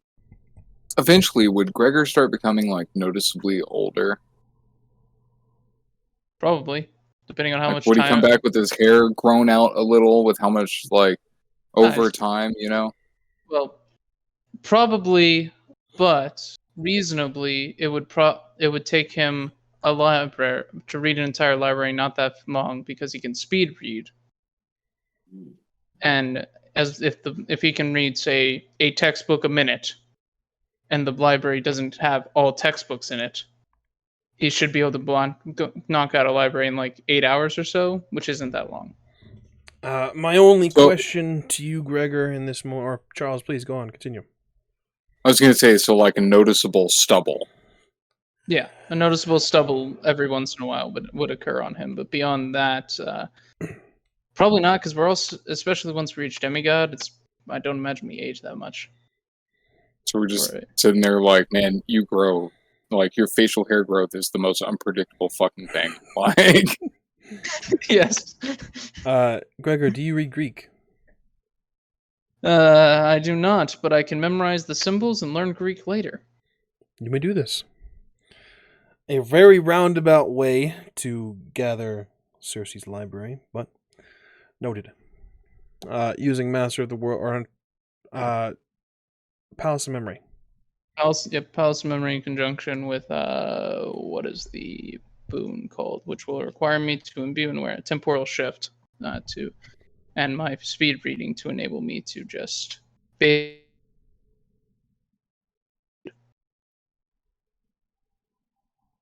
You went very, very silent. Yeah, you unlocked that too? Okay, it wasn't just me. Oh, sorry. Yeah. Okay. So between temporal shift, speed reading, and Palace of Memory, just make complete copies of these books within my mind. Okay. Is there anything that requires you to spend any momentum of any sort? No momentum, but I am imbuing an awareness. Understood. You still need to burn that momentum. I would also like to make it known that I would never stain my soul or my lips by imbibing a vintage named after an Olympian. Noted. Given your refusal to drink of particular vintages, the nymphs bring you other things. You get the sense that they're a little bit confused as to what you might like, so they try. There's a sort of jump that happens. It's okay. Clearly, Titan didn't like wine. Pig's blood it is, and then they offer you pig's blood. If you refuse this, they're a little bit more confused, and they go, okay, we went from one extreme to the other. Let's try to find a middle ground. So they're both of these ends of the spectrum are trying to find a good middle. I settle on the pig's blood and any sort of pork product they tend to offer me. I'm a big fan of tack in general because it keeps well. So if they have, former sailor jerky, I take some of that. Excellent. You are brought various Because I haven't now that I feel safe, I'll have fruit here. It's fine. It'll Excellent. probably be the first fruit I've had since leaving the Elysium area, honestly. And I don't know what underworld fruit tastes like, but it's probably not the same. Yeah. It's an explosion of flavor here. The grapes seem to grow riper, better, juicier. The I remind myself, it's all a lie. the refreshments you are given hold you over until the sun begins to set in the sky, and Cersei, her voice is heard. She is not seen. It echoes through the hall. Dinner will be served momentarily. If you would kindly make your way to dining hall, my ladies can bring you to the proper locations. I will be joining you very shortly. She sounds pained.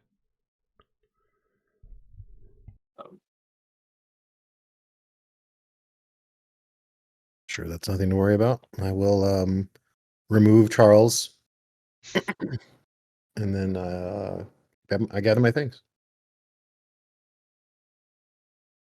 I'll make my way if I heard it. I will too. Understood. You are brought to a dining hall, large, extravagant. The long table, you may choose wherever you wish to seat. The nymphs dismiss themselves after bringing you to this place. You have a moment of conversation, if you so wish, before Cersei arrives.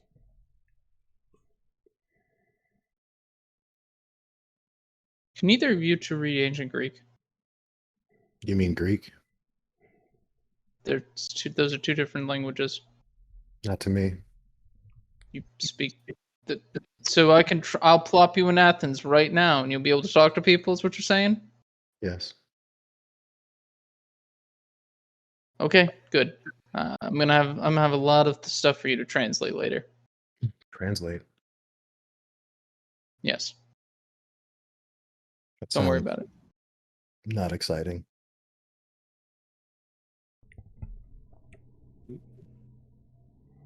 Don't worry about Cersei joins you all shortly. She has changed her garb from those thin purples now to a deep blue. Her hair is a little bit tousled, still lovely. Her eyes are still flaring that beautiful light. She looks gorgeous as ever, but a little bit disheveled. A hot mess, if you will. She steps to the head of the Are table. you okay? I'm fine. Just laboring.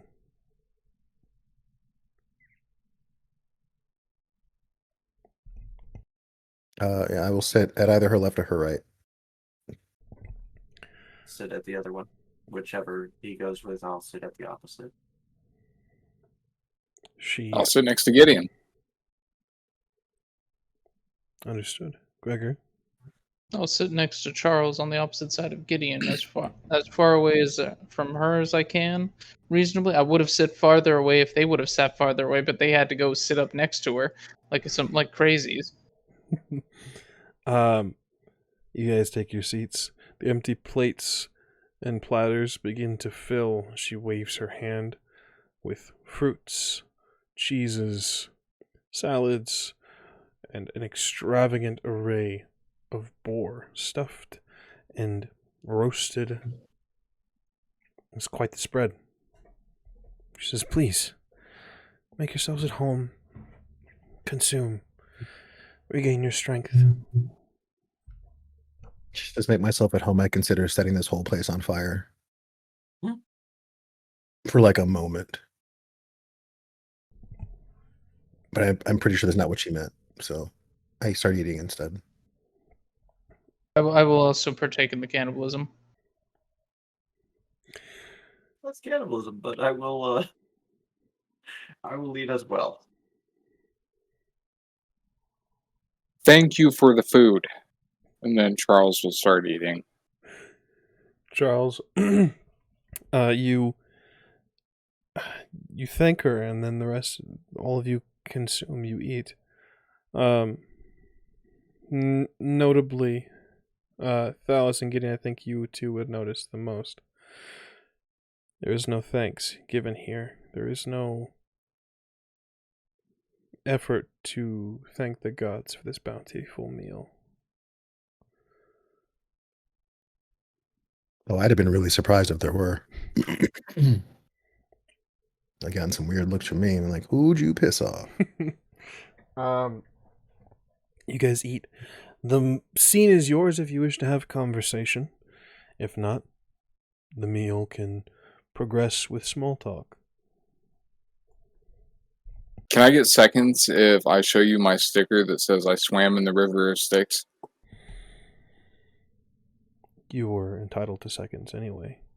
Hospitality. Ah, yes. But I would like to see this pin of yours, this badge. I'll pull my phone out. I put the sticker on the back of the phone. It's a little like worn from being in my pocket all the time, but I wasn't aware that the Lord of the Underworld was branching out into merchandise. oh, they have gift shops. Interesting. You should go sometime. It's a blast. You can get there through Buc-ee's. No, Charles. No. If you take him like an entire helping of McGriddles, he'll just basically do whatever. I'm afraid I don't know what a McGriddle is. Oh my god. What about the McRib? There's no McDonald's on this island, Charles. What is this travesty? You poor unfortunate soul. Just utter sorrow, like she's from. Oh my god. You guys Great. eat. Small talk is made. Small bits of light conversation. About 15 minutes into the meal, a nymph enters in the dining hall, leaving the door ajar. She leans down and whispers in Cersei's ear. You begin to hear crying in the other room. That of a child. Did you have babies? She said she was laboring. Bro, that is wicked fast. I tried my hand at something different. Excuse me, gentlemen. Do you need some help? I am really good at burping babies. Don't no. Charles, give me a persuasion check. If you want to use either manipulation or charisma, it's really kind of up to you. Sorry, manipulation or presence. Charisma's mixing systems.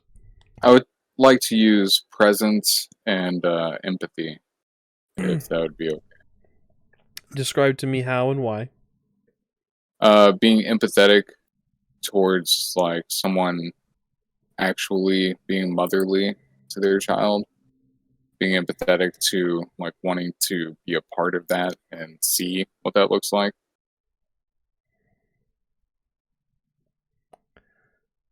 I will allow you persuasion presence. Empathy, I don't think fits this. I think your desire to see this outweighs the empathic connection. Especially since there's not really, you are not a father, you don't really have the this connection. That side. We are Okay. at 8 momentum, though, are we not? You guys are full momentum. I'm good with you using some, even if Gregor isn't. Well, I went ahead and made the roll. So, Before you speak it, if you would like to use momentum, it's entirely up to you. So long as it's before the result is determined, I'll allow it. I think I'll be okay. Okay. I got 8 successes. Holy shit. Oh. Yeah. I got bunches of 10s. Okay. What happens in the most random rolls? You sort of blink I'm and burping a child. show eagerness and interest in this. She leans up to the nymph and says, "Bring the boy." She nods. In a few moments, there is a screaming baby that is brought to Circe. She takes him in her arms. You guys see this child? It looks human. It is small and frail and pudgy. It's a cute kid. Its eyes are closed as its cries pierce this place, and she rocks and tries to calm him.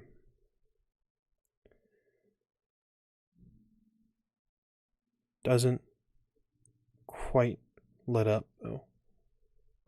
She looks to you, Charles, and says, "This is a different aspect for me. You said you had some knowledge on this subject." Yeah, you just gotta entertain him, and I'll like wiggle my tail in front of his face. Let him play with it.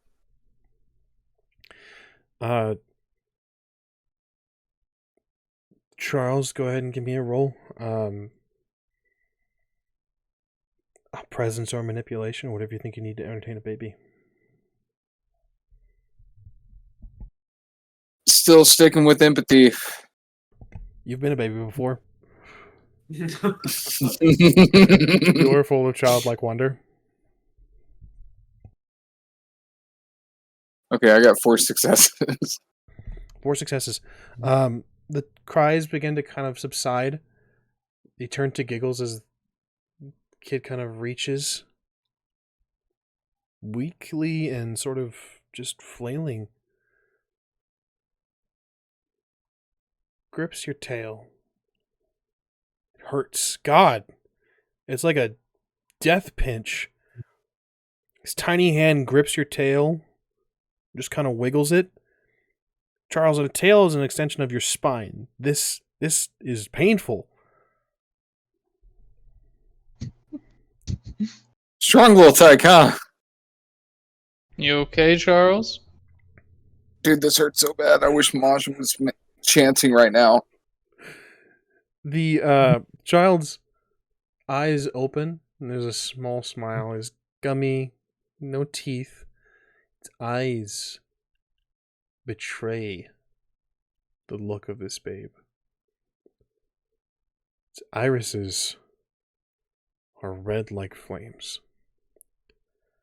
The whites, where they should be, are stone gray.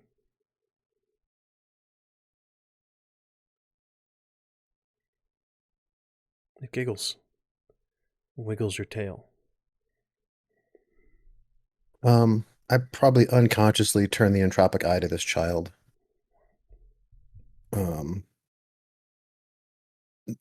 Not because I see it as a threat, but kind of because I see it as a threat. Like, What like the when I say weakness of this baby? when I say threat, I mean like not direct threat, like global threat, universal potential. Like I turn the entropic eye to this child. What's the weakness of the baby? Well, its skull can be easily crushed. Sure. Let me know what you're trying to determine with the entropic eye, and Sure. Well, again, so to describe it, once per scene, I may roll my knack skill to examine nearby vulnerabilities, and I may spend bank successes to ask one of the following questions to get an accurate, useful answer from the storyteller. There's a list of questions, which I'll ask depending on how many successes I get. So this would be my destroyer calling and my knack skill. Well, well, that's my next skill. So my empathy, yes, is my skill of choice for identify weakness. So yeah, let's see how this goes. Could this be a potential time to vote for burning momentum? You know, I'd like to burn some if you guys are okay with that. I think 4 sounds like Fighting a the really good idea Antichrist. here. Yeah, Just in yeah, case. I'm okay with that. Burn Yeah. momentum to identify the weaknesses of this baby. Yeah, yeah. Thalis? While they're small and like only grabbing tails, right? Just in case. Okay. You never know. Have a Thanos moment, you know. I would normally this requires the entirety of the group to agree. Let's see what if Charles Here he is. momentum is requesting to be people are requesting to burn momentum. Would you- Absolutely. how much Roll momentum, that beautiful gentlemen? beam footage. All of it. All of it. I'm only opting to burn 4. You don't Got really it. want Okay, go. I'm Full good send. with that. Okay. I Gideon, think 4 is gonna be plenty. by all means. At least I hope so. We'll see how this roll goes. Ugh, not too great. All right, that's fine. We get a 10. So 2 successes. So we'll ask 2 questions. By all means. And we're down to 4 momentum. Mm-hmm. So my questions will be, what vulnerabilities does this child have? That's the first one. Okay. To answer your first question, it's a baby. All the vulnerabilities of a baby. It is. No, it's not a baby. Um, It is a young something. Okay. you. She It's is clumsy. Whatever. She is. She has tried her hand at something different here. This is not a monster, nor is it a titan. Its abilities will fade very quickly. By the time it is likely 4 years old, it will forget its strength. It will be as mortal as ever. This will become human. I knew it. It was a child support trap. This baby in this moment is likely the strongest it will ever be. Okay. Then the other question will be, what here could give me an advantage against this baby?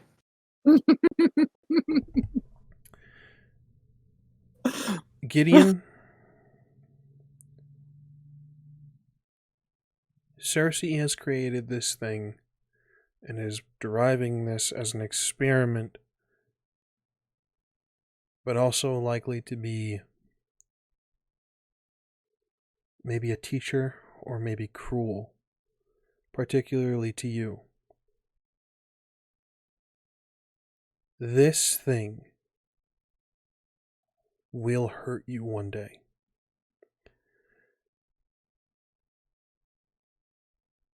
This creature is vulnerable now. If Cersei has created this and wants to keep it alive, the only way to get an advantage over it is to convince Cersei that her experiment is not worth seeing through.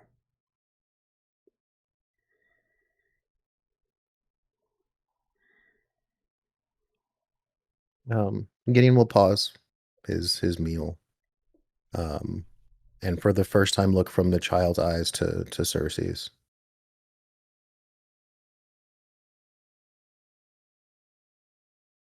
Well, what you've done here is nothing short of a miracle. I wonder whether you've thought through the long-term ramifications of such an act. Not to assume that you were acting impulsively, but this has not been done before, to my knowledge.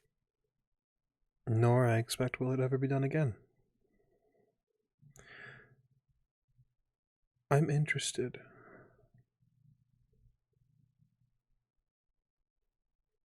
He will grow. But unlike so many others, become strong, he will grow weak. Not unnaturally so. He will become man. I will siphon what he is, what he does not require.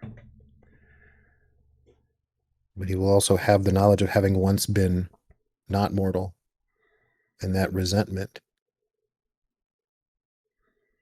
well, could become toxic. Perhaps. But he is a lesson. Or who? For you, Gideon. When Thalis creates his copies, he is gifted with their experiences. Do you think this child, when he finally passes, will be any different from you? You will remember a mortal life. You will have lived as a person. It's a gift, really, to grant you this insight. That is incredibly clever. I thought so. So, though you said that the offerings that we provided you with were not be used to compel or control us, you are nonetheless inserting this external force into our trajectory and forcing us to adapt to it. At least me. But it's not to compel or control. It's to give you what you will lack. That is incredibly clever. I am broadening your horizons, Gideon. What you do with the information that this child gains and gives you is entirely up to you. I'm not concerned about that. Created a being. You're using it as a tool against me. Not against you, Gideon. You are I not my feel like enemy. you're looking at it. I feel like you're looking at it wrong, Gideon. It's It this is being being will be. imposed upon me. Period. It is a being you willingly participate in the creation of. It's not being Under- imposed upon Under you. false pretense, Gregor. That's what I'm saying.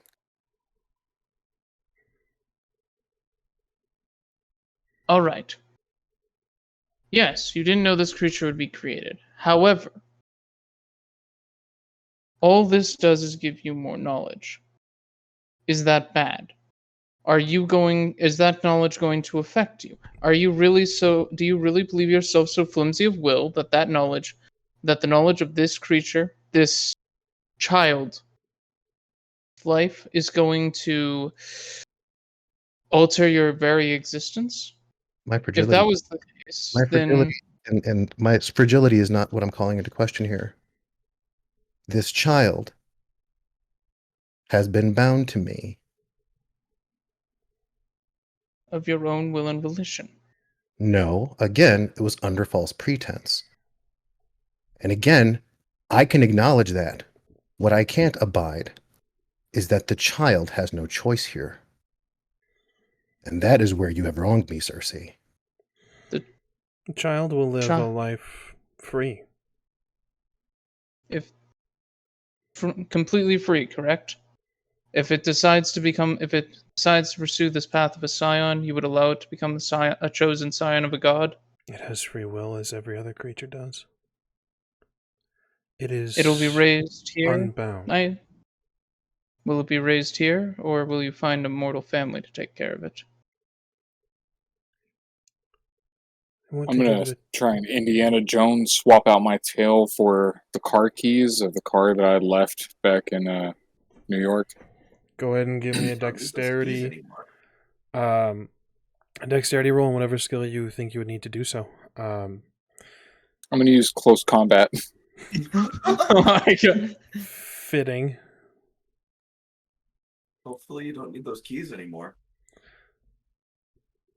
Nah, it's fine. Okay, cool. Probably. Yes, we can hotwire it. Stick a screwdriver into it. That too.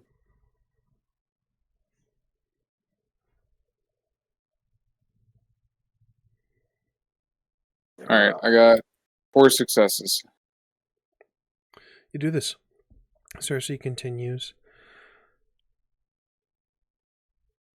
I don't imagine a normal life can be possible here. But I won't be simply abandoning the child.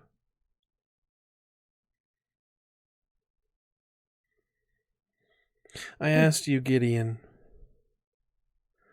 how you could possibly do what you're about to do without really experiencing a sacrifice. If you don't know what you're giving up, how could it possibly be a sacrifice?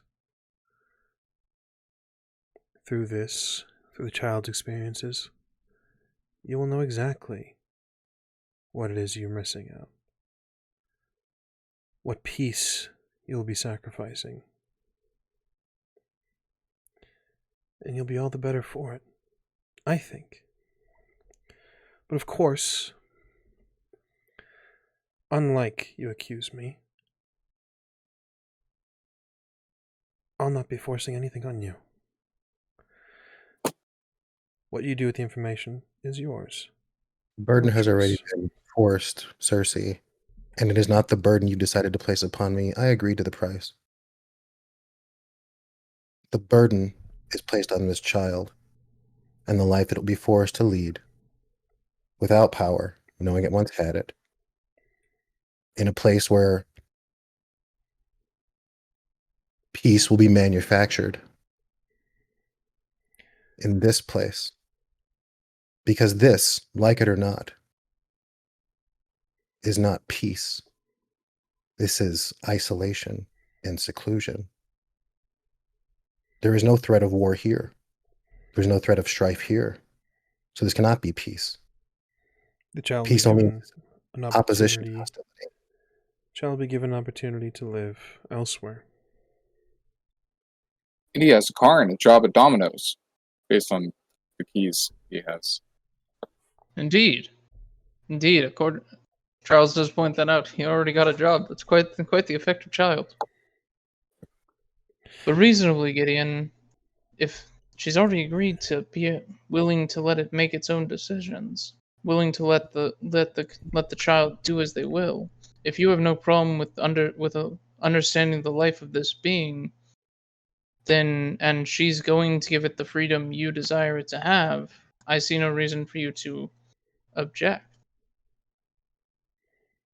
Alternatively, you once this creature is truly free, you yourself it will have the freedom to die, and you yourself can deliver that to it. Despite your complaints with my dealings, I have done you no wrong. I have taken payment. What I did with that payment is my concern.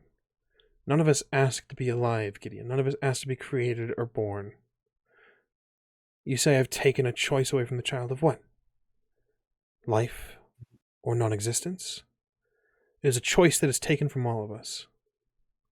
You chose to And bind it to me, Cersei. It's not bound to you, though. It can live its entire existence never knowing of you. It will pass to the afterlife without you, Gideon. Right? I look at her for confirmation. well, it is not the fault of mine that fathers are affected by their children's deaths. And if you would call me the father of this child and force me to walk from this island without it, then I would call you a damned mother. Would you take it? No. It's happening now. Not again. I won't abandon it.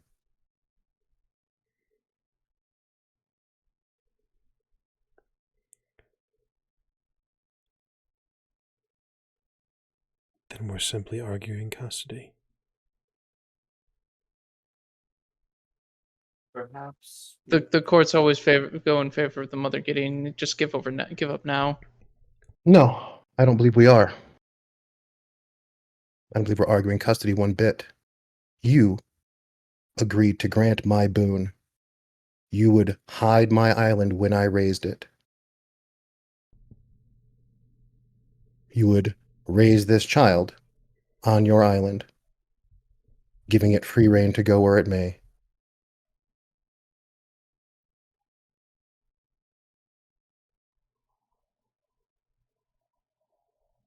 Very well. I stand up. I choose to raise my island here. And I will spend all 3 of my legend to enact a marvel. And I'm going to raise Aya 4 inches. Noted. Which marvel are you performing? Is this esoterica? This falls well under esoterica, but I will be dipping into my primeval calling for this. And with what motif, if you don't mind me asking? You can. This normally falls under your pantheon motif, but if you have something else in mind, you may certainly. Which I will be gladly using my my pantheon motif, which I believe is what is it called? How is it worded specific? It's so clever the way it's worded too. Hold on, let me see if I can find it real quick. I had it written down. Quick question. Oh yeah, the Most High may grant favor to those who beseech them.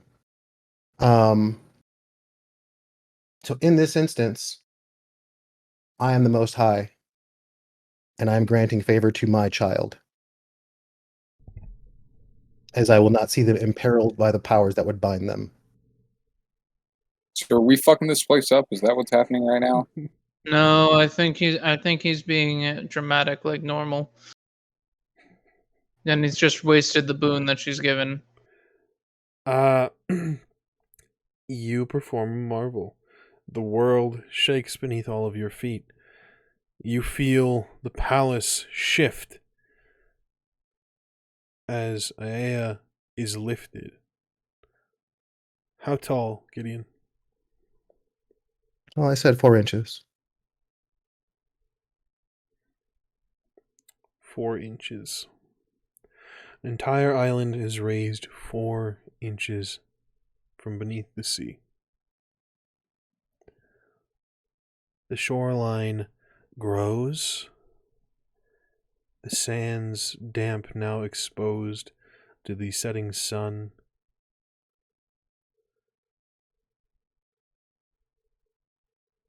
Cersei smiles. I will not take this child from his mother.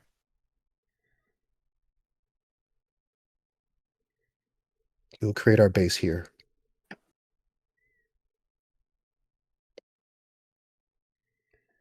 Think carefully, Gideon, son of Cronus. Created of Cronus. Gideon, please don't do this.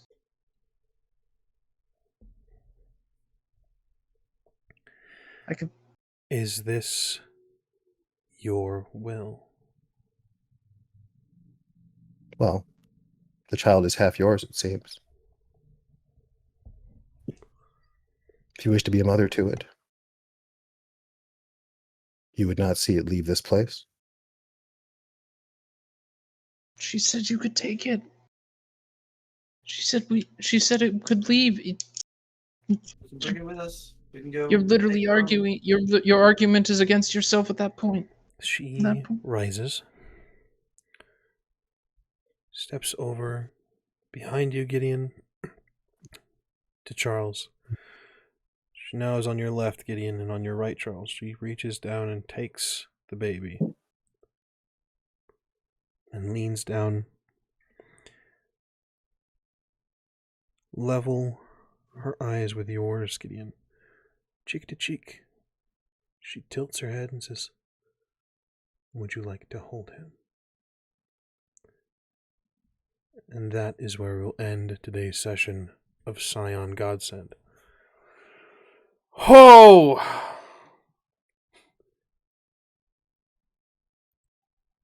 Okay. Well done. The joys of fatherhood, right? Oh, man. I'd like to say I think I completed my short term. I was very polite. I'm inclined to agree. Yeah. What, everybody else's short terms? Oh yeah, I got needed- determine what Cersei will require to cloak the headquarters. I think I got that down. Yeah. Yeah.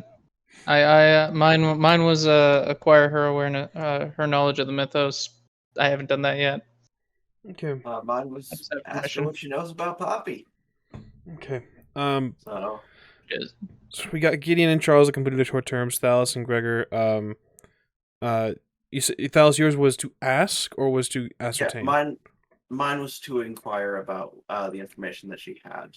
Okay. Which by doing so, she said she would grant it. So Then the three of you have hopefully that's completed your fast. short term. Gregor, we will likely get to your short term at the beginning of the next session. Yeah. Wild. We're gonna be pigs. We're gonna be pigs. I don't want to be a pig.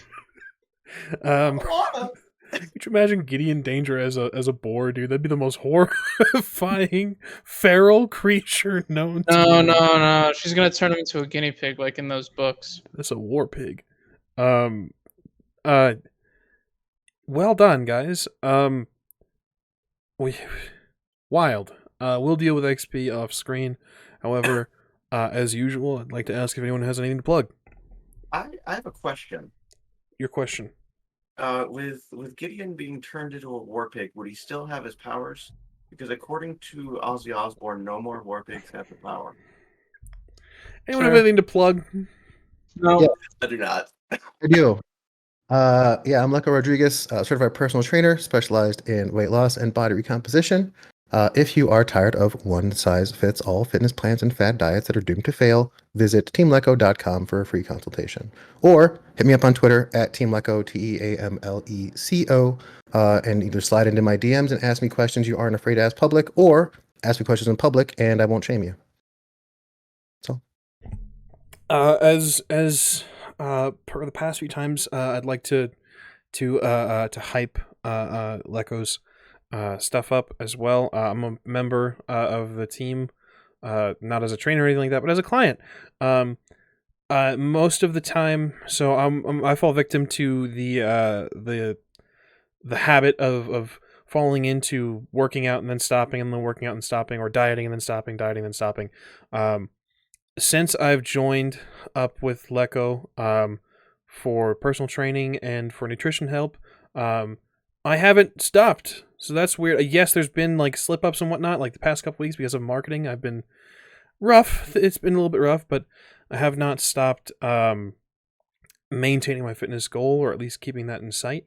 So that's very cool. So if you want a plan that's going to be tailored to you, rather than just do this and it's going to be very rigid or anything like that, I recommend clicking the link that we just posted in the chat, teamleco.com, and asking for a consultation, seeing if it's the right fit for you. I guarantee you it will be, because it's fit for you.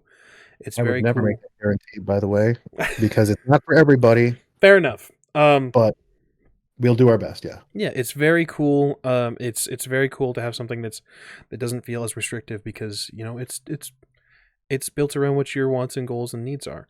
But yeah, that's just my user review. Does anyone else have anything to plug? I don't exist. We at the Rolling Nomads are growing our schedule pretty heftily, so before we stream next week, I'm gonna have to just throw a PNG up, or a picture of our schedule. But for now, I'll run through it spot by spot. Our weeks normally start out on Wednesday, where we do a gaming stream. We're changing the time up to 4:30 p.m. However, this week I'm going to be unfortunately absent from that due to some scheduling conflicts. But normally we do a gaming stream, kind of just a group session of whatever we feel like playing that day. 4:30 p.m. Mountain Standard Time at twitch.tv/rollingnomads. the following day, Thursday, it has finally begun. Our Witcher actual play has finally been set in motion. We have a Viper, a Bear, and a Mage. And they are already making moves. They are in Vizima, and have uncovered a Nilfgaardian plot to unsettle the city, and are literally, we paused last session in the midst of what it was about to be combat with a Garcane, a vampiric creature that has been terrorizing the town. It's a lot of fun. I'm joined there by @the Azure Butterfly and @Druid by Night. Luna and Azure are great friends of the channel, and now happily welcoming them into the Rolling Nomads family. As well as, of course, I don't want to say an old namesay, but Edge. Edge is with us, so Majin may have departed from us, but you can catch him as a Witcher of the Viper School on Thursdays at 3:30 p.m. Mountain Standard Time at twitch.tv/rollingnomads. It's a lot of fun. It's really cool. I like the dynamic of that group a lot. They're great. I love it a lot. And then on Fridays, we are coming up on episode 2 of our Hunter Chronicle, Hunter Akeldama. It'll be this upcoming Friday where we hit episode 2, where we see repercussions of what the pack has done in Book of Saints in Mexico City, from the eyes of hunters, from the eyes of mortals that are fighting back against the world of darkness. That is at 5:30 p.m. Mountain Standard Time every Friday at twitch.tv/rollingnomads. Saturdays, we don't got jack squat. We're chilling on Saturdays. We're taking a break. Sundays, we have this, Scion Godsend. We're raising islands and, talking shit to sorcerers and, making kisses and blood babies and, Babies. with Charles' hair and, Thalis and Gregor magic. Really, it's kind of like a amalgam baby. No, no. There's no. As far as I'm aware, there's no mythos in that thing. I contributed to its. I contributed the magic to create it. I am not liable for its existence. Child support. But Scion Godsend, of course, is our Scion 2nd Edition game. We are in the midst of Hero right now. A single tentacle on the thing. Don't you dare. We are in the midst of my 4 dads. That's my 4 dads. Scion 2nd Edition. We're in the midst of Hero right now. This is our Scion Chronicle. We're on the 2nd season. They're doing crazy shit, as you guys have just seen. Right here at twitch.tv/the Onyx Path. And that's every Sunday at 1 p.m. Mountain Standard Time. And then we have a little bit of a break, a 2-hour break at the end of Scion Godsend before we head back over to twitch.tv/rollingnomads for our D&D game. I'm on trial. Yeah. I committed crimes. Oh, you did not. Allegedly. Don't admit Allegedly. Allegedly, he committed no crimes. I assure you, my client is 100% in the clear. DM'd by our illustrious dungeon master, David, aka Thalis, over here to my right. He's gonna try to throw the book at me. However, I'm not. I'm a fight god. A big part of that does depend on what our paladin friend has to say on your behalf. Man, so we'll fuck see that paladin. No, we love Styria. Styria's great. It's a lot of good times. We'll be joining. That'll be at 6 p.m. Mountain Standard Time for our Dungeons & Dragons game, Colder Than a Twitch's Wit, over on twitch.tv/rollingnomads. That is our full schedule. As you can see, it has grown quite exponentially, and I am now in need of just kind of a picture so I can just throw up and be like, this is our stuff. But in case you didn't catch any of that, of course, over on twitch.tv/rollingnomads, you can find our schedule, which is constantly up to date, over in our schedule section on our channel. We're making changes to the channel as well as bouncing a few logos around. I made one, and then Alex made one. Mine was a little bit busy. We had a dialogue, but that's probably going to get opened up in our Discord to our artist friends and see if they have any recommendations, any things they want to throw out. So we're going to put that to the community. Our Discord is going to be opening up very soon to the public. You'll find that link over on our Twitch whenever we are ready. That's a big step, though, so we're going to make sure we have our ducks in a row before we do that. That's all I've got to plug. And look at that. We're still not hit at 4 o'clock. We're fucking good at this, man. We're making changes. We're trying not to be overstaying our welcome on the Onyx Path. We appreciate you guys for having us and for watching. And does anyone else have any last minute? That don't exist. No, nothing here. All right. We'll take care of XP off screen. Thank you guys very much for watching. This has been a lot of fun. Of course, as a sort of disclaimer, I would recommend if you're going to pull a move like I did with Surprise Baby, check with your players, make sure everything's fine, make sure you understand their lines and veils very thoroughly. And even after the fact, check with them afterwards to make sure everything's okay. I will certainly be doing that after the game to make sure that Gideon is okay with Surprise Baby. If not, that's not a plotline we'll explore. But for now, thank you guys so much for watching. We thank you guys so much for joining us, and we will see you guys next Sunday, same time, same place, same science. We'll see you then.